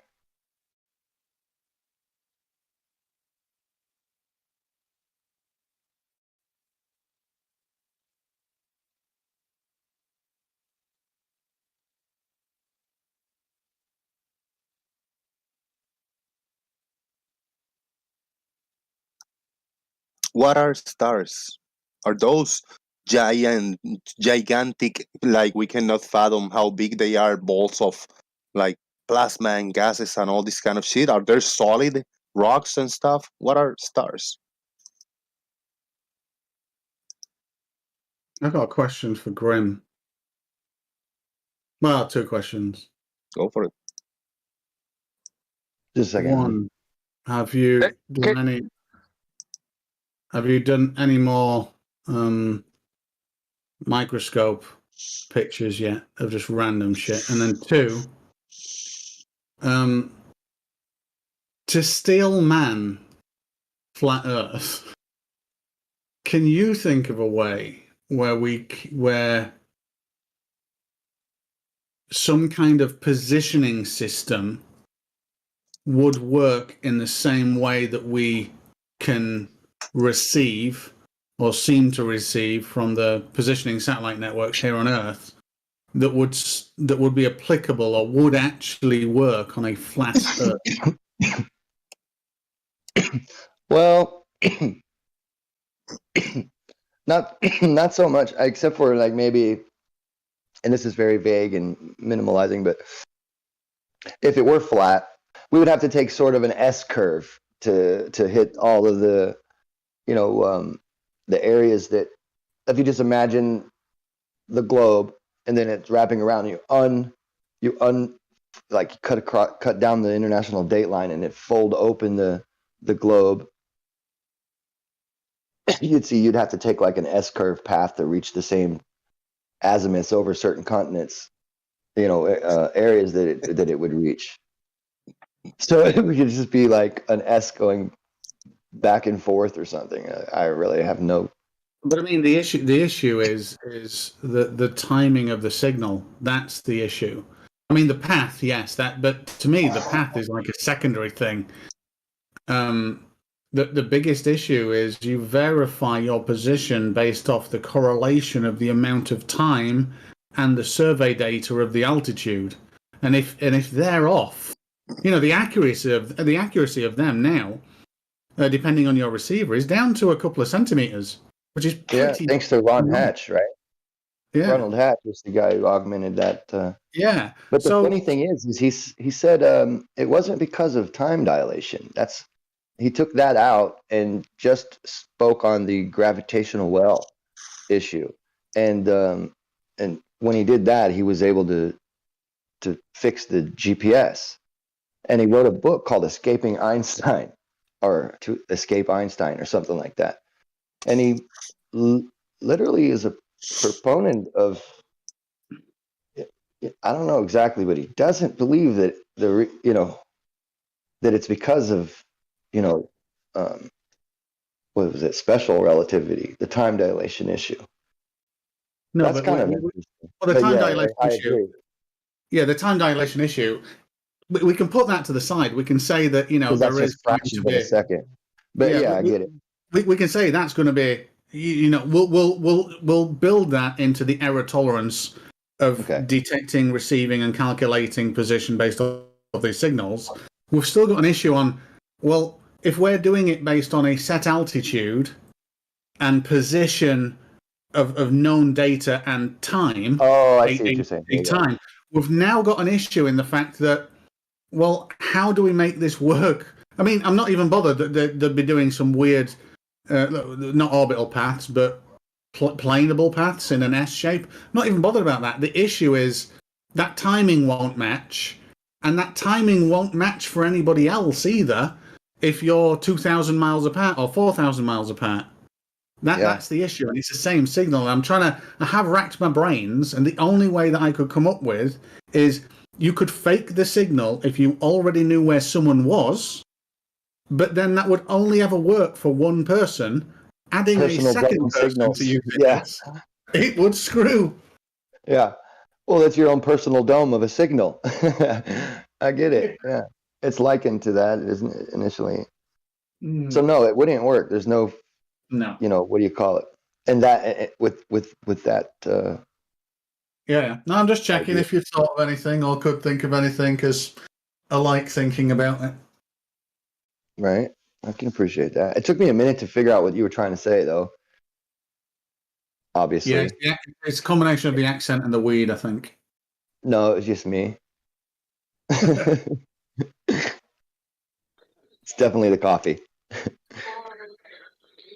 Hey, Jose, you said you wanted a diagram or a picture of the gradient of up to space, right? See? Yeah, I tried to paste it, but I'm on my phone. It's the album cover to the album Close to the Edge by Yes. And look at the poster cover, look at it, and then you see that's the edge of space. Close to the fantastic album too, by the way. Album cover. Yeah, my mom used to hang out with them. Close to the Edge album cover. That's what you say, right? Ah, you're talking about the classic Roger Dean artwork. Okay, I got it. Yeah. Is this the image? It's a small one, but this is. I gotta find a bigger image. This image right here. I'm sharing my screen. I don't know if you can see it. That's it. So what's up with this? That's your gradient. Share to the world. I don't understand. So Wait, would what? you say the green is next to the black? That's not the album art, is it? Where's black? I can't see what you're doing. I'm on my phone, but you got to pull up the album cover. Close to That's the not Edge it? by Yes. I don't The know. band is Yes. Oh, I think he's I'll on put about, up one for you. It's not familiar. That's not it. he's on about the other one, that one. He's just posted in Daily Bloom. You posted it. Oh, okay. Yeah, you Green got a face and black. color. Okay, the color gradient thing. Yeah. Now, would right you here. say the green is next to the black? Yeah, maybe if you maybe from Yeah. far away. But absolutely get it. There's a gradient. Yeah. Visibly. And it's not right next to the black. Yeah, it's a fade. It's a hair fade. I can have the longest hair in the top of my head, and I can have no hair in the bottom. Where the lineup is. But then it doesn't have to be a hard line. It could be a nice fade from no hair to a lot of hair.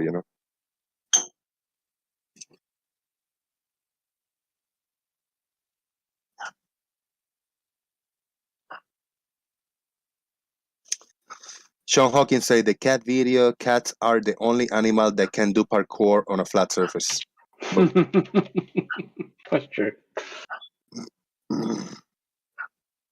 Marcus Dresden says, "You are a moron, Balance Truths." Just reading some random comments on the here. RT96 says, "Have you made a neutron star in a lab? No? Then it's fake." What do you think? That comment, did it click? Did it trigger a little something on you, Mr. Grimm? Well, no, it made me just laugh at him. Like that's what made him think it was real. That's what's funnier.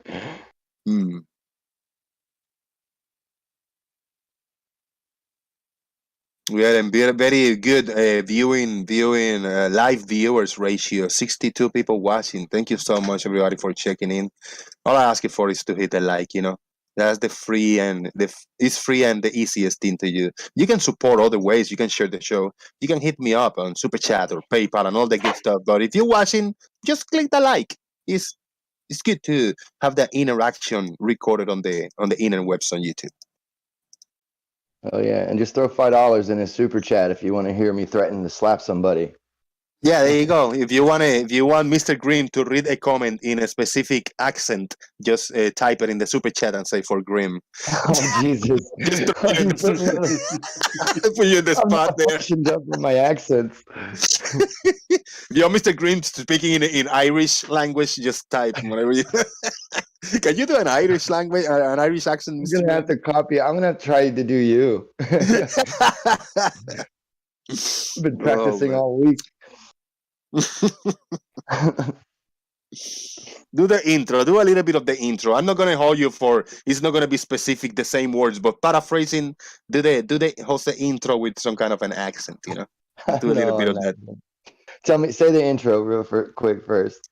Ladies and gentlemen, we are live from Florida to the YouTube universe. This is Jose J.G. Gonzalez.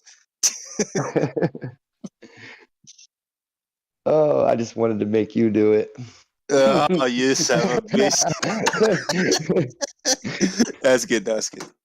I take it. I could never do it as good as you. I just really like. You know who's good? Carlos, bro. Carlos already have the Spanish accent on him and stuff. I haven't seen him in a little bit. There's something cringe about when super pink people do it, white folks.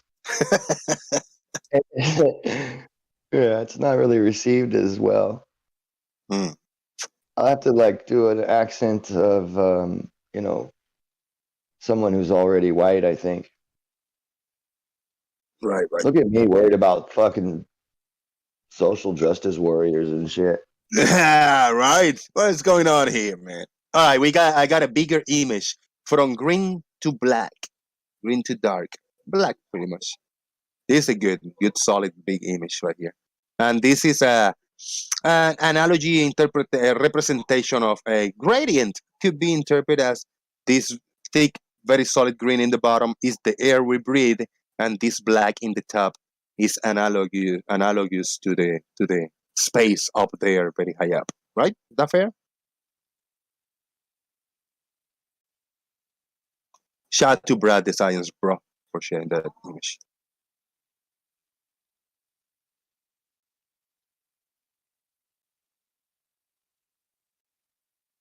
I might have to go AFK for 5 minutes.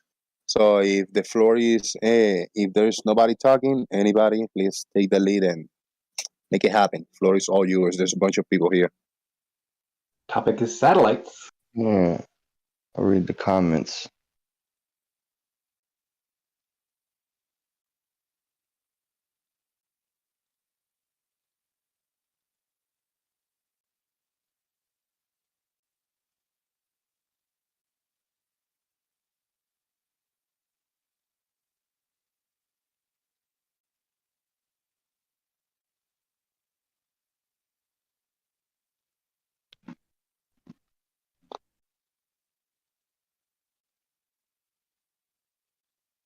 I guess if the topic is satellites, I guess I'll fill in real quick. I just had a discussion not too long ago about the ISS over on another server. Identifying the ground speed of whatever it is that you can observe in the sky, in this example was the ISS, since that's a satellite. All you need to do to identify the ground speed of something is to pick 2 points along its path along the ground, which you can get from any old tracker will do, and observe when that thing that you see, and you can identify as the ISS, passes zenith at those 2 places, and then you can calculate, given the amount of time it took to pass zenith in those 2 places, how fast it's going along the ground. The discussion I was having at the moment, I believe the other person had to deny that that's a valid strategy for determining how fast something is moving overhead. Really? Yeah, denial is how you do it. Of course, the reason why they had to skip straight to denial is because I mentioned that the ground speed is greater than 16,000 miles per hour for the ISS.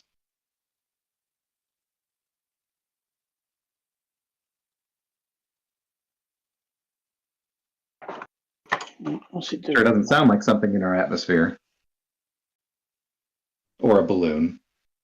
Or an airplane. No, because they would struggle to do 17,136 miles an hour. Oh, yeah. Which is currently what it's doing over Baja, California. Take California.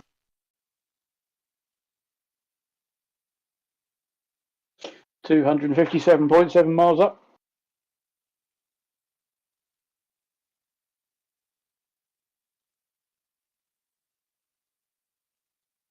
It's an intrinsic. Yeah, you have to explain zenith. Like, you're talking about your zenith, right? Each of the 2 observers, each of their independent zeniths. Because there's 2 observation locations. Each one has its own zenith. Yes.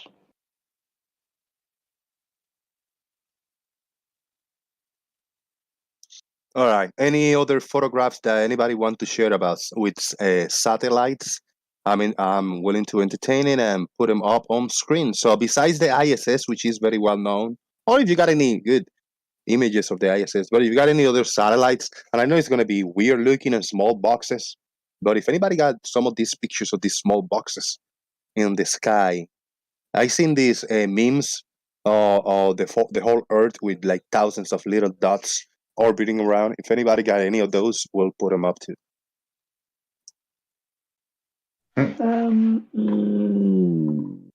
No. And that was quick to it. Here we go. Earth is live through the first one. Is a moving ISS, changing in angular size. How about that? Yes, because it's far away and it gets closer to you, then it moves away again. Mm. And then I got a big shout out to sexy girl over here. We share this image. Yeah, that's one of the memes I kind of seen around. And that's the actually roughly the amount of satellites we got in. We got more, lots more now, because this one stopped in 2013. Yeah, so that won't have any of the that's pre-Starlink, isn't it? Mm. Yes, yeah, that's there's an awful lot of stuff up there. Most of it's junk. Mm. This image what about is shared. Elon? Sorry, this image is shared by Mr. Gary Cat. Shout out to him. Go ahead, man. Make your point. I just get this in the background. That's a good one. What about Elon Musk's car? Is that a satellite, or did that get lost? It's an interplanetary object. Yeah, it's somewhere between here and Mars. I couldn't tell you where it is at the moment, though. Yeah, interplanetary object, not necessarily a satellite. I mean, it's still out there. Momentarily, though, wasn't it? Wasn't it orbiting for a while, and then they let it go, and now it's going to be dodging asteroids? If it goes past Mars, between Jupiter and Mars is the most of the asteroids are, right? Yeah. That'd be fun to watch it. No, I got this page. I got this page I want to share, and it's using like all the RAM possible in the computer. So it just kind of froze the whole thing. It's super dragging to load all these, and this is a good stuff in space that space. Thank you, man. I'm gonna save this page for whenever I get my computer ready to share this better. And right now I got it because it's dragging and it might shut down my computer. Really heavy page, this one. With please. I just opened up. That was Paul. Yeah, Paul. Thank you. I'm gonna share that link. Is right here. Stuff in space. If you got a good, more, normal computer, open that and let me know how it looks. I can't share that in my end.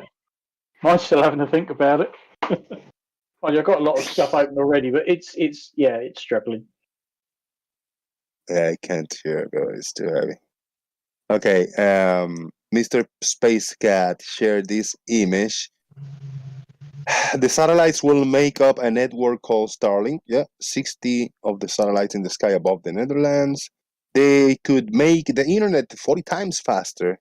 And some experts are worried that they will create an impenetrable wall of space junk.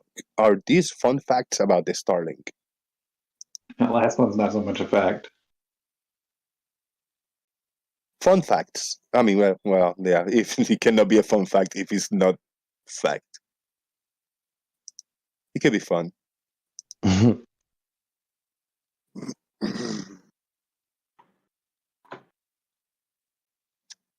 Anybody gonna share? Anybody want to vouch for the car in space being a satellite and want to throw an image so we can put it up? If you put the image, that means that you are on board of it being like legit, like the whole shenanigans. Oh, it's legit. Do you know? I don't think I've got a picture of it. What do you think? Let me ask, Mr. Grimm. You okay? You on board of that car that was launched, like the whole shenanigans, the whole event that went up, that went down? I don't see why not. Yeah. I mean, I don't think I wouldn't have imagined it being, aerodynamically feasible. It was just on the outside of the rocket the whole time. No, they launched it with bearings around it.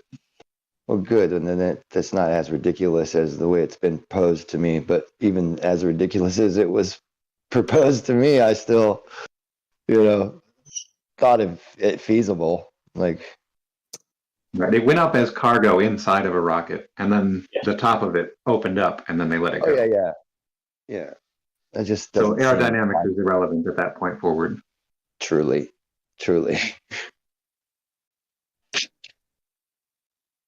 So yeah, why not? Yeah, I don't see why not. I mean, there's always like a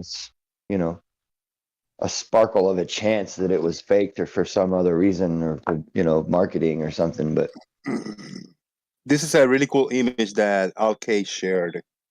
I got it up on screen right now. This is the astronaut that grabbed a satellite or captured a satellite, something like that. Look at that. Looks great. I did see that back panel wall though from the test photo place, like when the lights went down. Yeah, it was a little strange. Little glitch, weird glitch that went down there. But again, I mean, the whole thing could have been real, and then they used photos. It's like this. Like, have you seen a car commercial? Yeah. Literally 0% of the cars in car commercials are actually cars. They're computers. Very few. Yeah, in the past few years. Yeah, that's true. Like right now, like none of them. Yeah. Like started, for a few years ago, started being like those are all computer generated. Yeah, back in the day, do I extrapolate from that those cars don't actually exist? Yeah, right. Yeah. So I mean, I can't just say that just because they faked a shot to get the best image or something doesn't mean that it didn't happen at all. Maybe they wanted to compare shots and they were like, fuck, all the cameras were malfunctioning up here in this high, ionized area, and we couldn't get our good shots that we wanted to give. So we have our backup shots, just like with the moon, maybe. Look at that. Welcome to Flat Earth. This is the page that Mr. Victory shared. I'm just trying to be reasonable without, No, that's good. That's fair. Yeah. That's kind of where I am. This is a good page on how to spot satellites. Too much information for me. I'm a little bit of information illiterate. I already say I'm space illiterate today. I gotta leave one for tomorrow. Oh dear. Throughout the years, Mr. Grimm, have you found a person that he himself or herself accept being an illiterate in certain topics and certain points? Nice to meet you, man. Name is Oscar JG. Nice to meet you too. Have I looked in the mirror lately? You mean? Right. Yeah. Hey, it is what it is, man. We gotta keep it real, It sounds harsh, and it sounds like I'm like just trolling myself really hard and just putting myself down. But no, I'm just being realistic. I don't know most of this shit. I'm learning as we go. It's good. Yeah. Oh, good times, man. Yeah. For the best, these are just all speculations and adherences to other people's ideas and stuff, mostly anyway. So, Justin Franks, is this a very heavy web page that I'm gonna be struggling to load? Okay. No, I don't want to read none of this privacy today. Sorry, man. I'm gonna open that page now. Quit trying to hand him links, virus links. Yeah, what are you doing? joking. It's all good. Oh, I shared Earth is Live. Can you post the eclipse GIF that I shared with you yesterday? You can find it easier on your end, so I can share it for the screen. I mean, it's a little off topic, but still, Earth is Live. He shared a GIF image of a little eclipse. Look at that, Brian Mavitt captured that. Haha, a flat Earth, eh? Look at that, Brian Mavitt. You see? He's there. He's on screen. Welcome to Flat Earth. 66 people watching. That's twice 33. Illuminati confirmed times 2. Yep. Boom. Yep. Thank you very much. Earth is Live. Oh, that one. Yeah, there you go, guys. There is this animation of a lunar eclipse on Earth. There's a little Easter egg in there. I don't know if you guys can see that. What's going on? It's an Easter egg going on in that.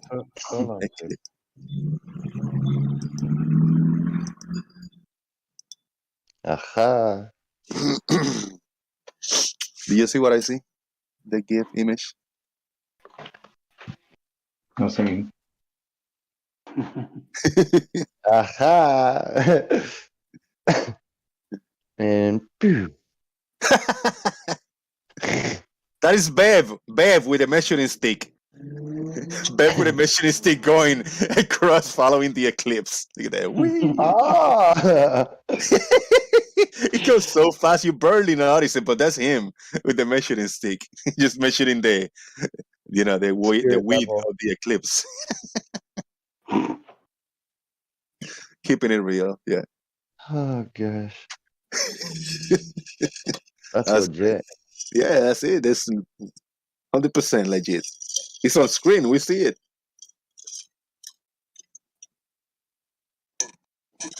Undeniable. Oh, this is great. Dude, Gary. Sure, another one. Have you heard this? They think there's a paradox with the Bob and Alice paradox type of thing. And this is the way you explain it. Bev now included in the paradox.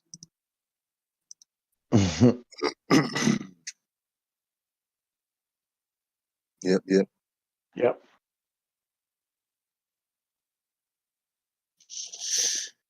Good times, man. Good times. We got it to get ready to get out of here a little earlier today. I don't know if earlier. I lose track of how long the stream is going. Let me see. Flip Flop is sharing the screen. If I watch that stream in the top right, will tell me how long the show is going. It is 2 hours and 2 minutes. Yep, there you go. That's why I got Flip Flop on. So you guys want to click it. That's the Streamlabs that is going. That's what my main PC is seeing in one of the monitors. Is just this whole thing.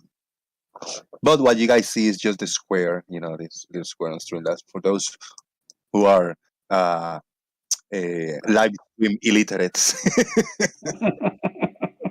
Live stream illiterate. I know a little bit about live stream, so we got this going. All right, 68 people watching. I know it's the highest peak on the viewer audience. I'm just gonna go on mute for like 10 minutes. If we get entertaining, a good topic, a good discussion kicks off, I'll stay a little bit longer. If not, I'll just smoke a cigarette and we'll do some final thoughts. I'm going on mute.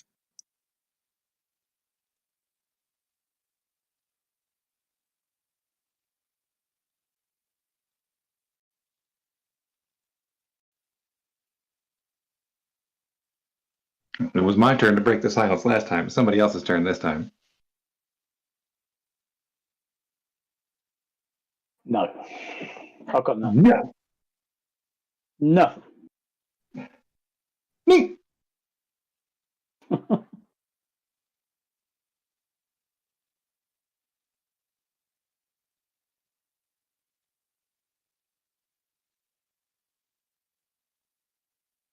Actually, why not? I'm gonna throw a few pictures on the Daily Boom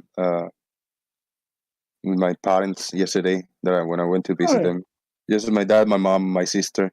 It's not doxing, everybody knows who they are. They've been on stream, they've been on screen, so it's all good.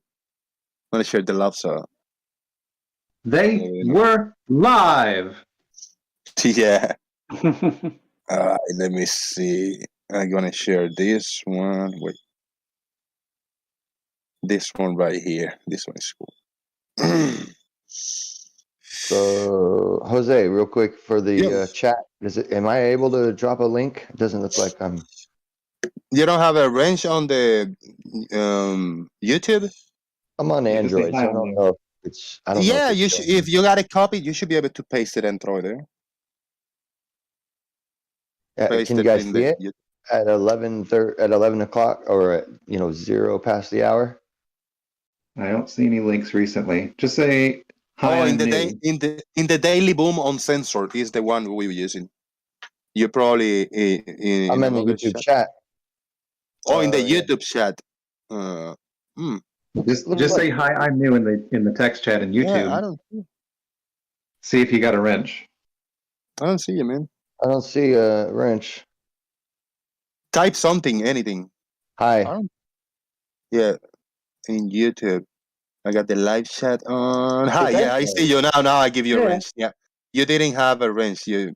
Hey, hello, Mr. Cream. Are you new? I'm new too. Now you are on, man. You all set. And here's the link, guys, to the structured atom model that we were talking about prior to all this. There you go. On screen, from left to right. On screen from left to right. Jose JG. Boom. To the right of him, that's my sister, Roxana.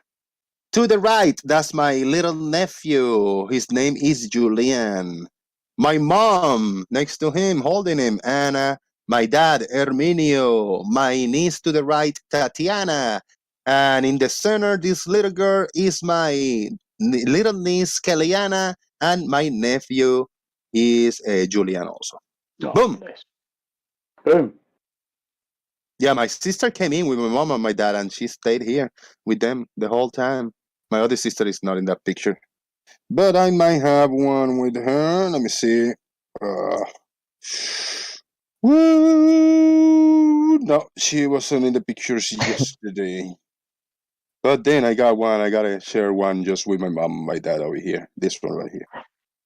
And should be coming up about now in the Daily Boom. There you go.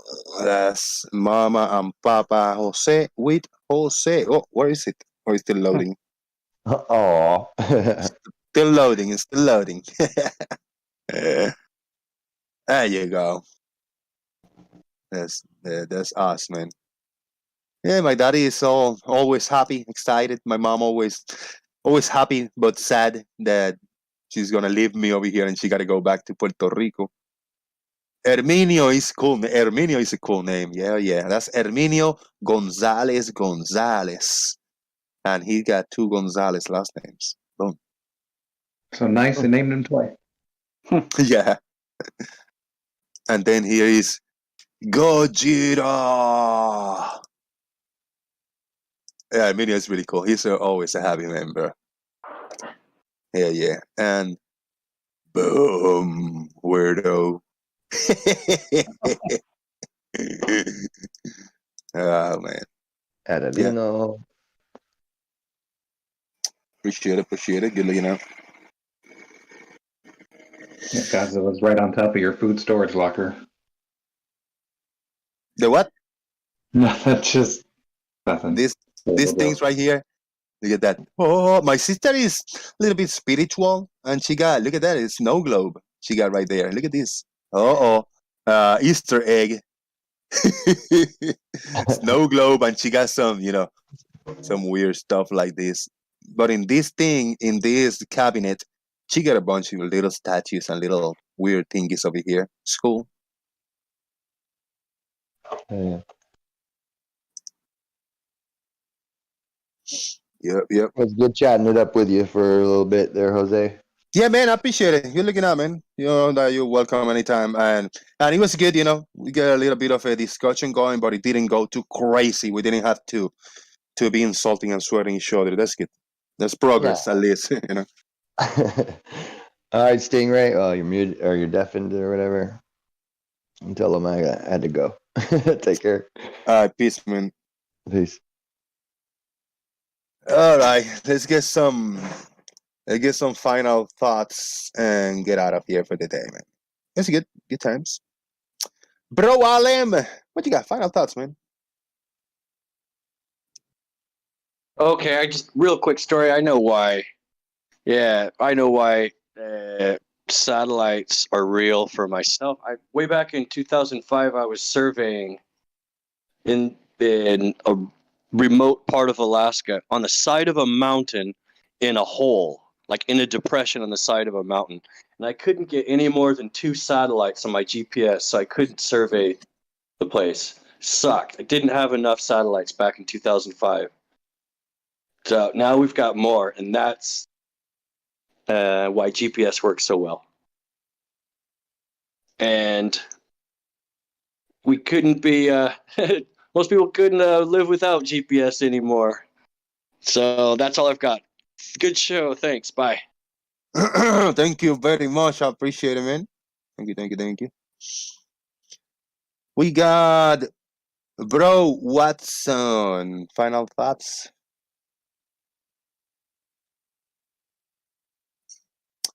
Mr. Space Cat says for final thoughts, family is a blessing. Boom! Shout out, brother. Thank you so much. Yes, family is a blessing indeed.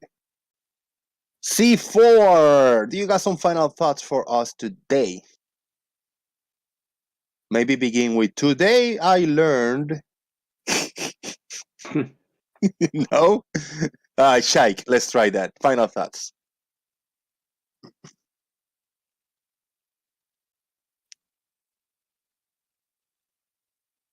Oh no? Komar, what you got? All right, Farmer's Boy. Today I learned. Go ahead, man. Final thoughts. No, fortunately, I think I managed to get away with it today. Didn't unlearn anything.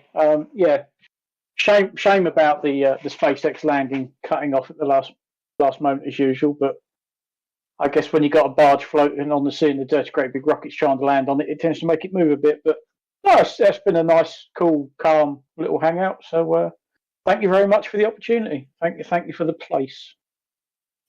Thank you very much. Appreciate it. We got Brad Wagner, final thoughts. Satellites only work on a globe, and they aren't balloons. Boom. Gary, questionable. You got some final thoughts for us?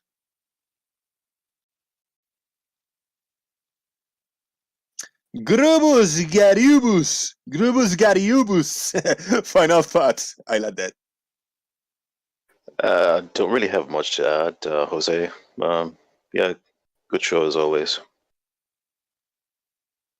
Thank you. Appreciate it. Moyog Man.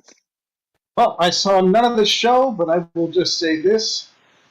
Eye level, swishing, squishing, squeezing, and the first half of the eye and second half of the eye are not functions that we use in optics. That is all. Thank you very much. Appreciate it. We got Hold On, final thoughts. Balanced truth must have a brother named Gary. Thank you very much. Hold on. Sexy Gary, do you have some final thoughts for us? You say something, girl. I'm kind of late getting here, so I have no idea what you guys were talking about as usual. But I have learned that flat earthers will say anything to keep their religion alive. That's a lesson learned. That's all. Thank you. Thank you very much, and a pleasure to hear you back. I appreciate it. And hang out there and listen. Maybe you can jump in. If Gary go crazy, jump on his throat. That'll be funny to hear. Appreciate it. All right. Everybody, John Watson, are you back for final thoughts? No? Anybody? Amen. Thank you very much, everybody, for watching. Don't forget to leave a like or dislike. No, don't dislike. That doesn't work anymore. Leave us a like. Support. Check on the links on the description box. Leave us a comment in the comment section when the video is up and rendered on YouTube. The first comment in the comment section on the videos will be pinned if is YouTube friendly, YouTube guideline friendly, the comment. We will pin it and it will be in the top of the comment section. Thank you very much, everybody. Jose JG out. Boom.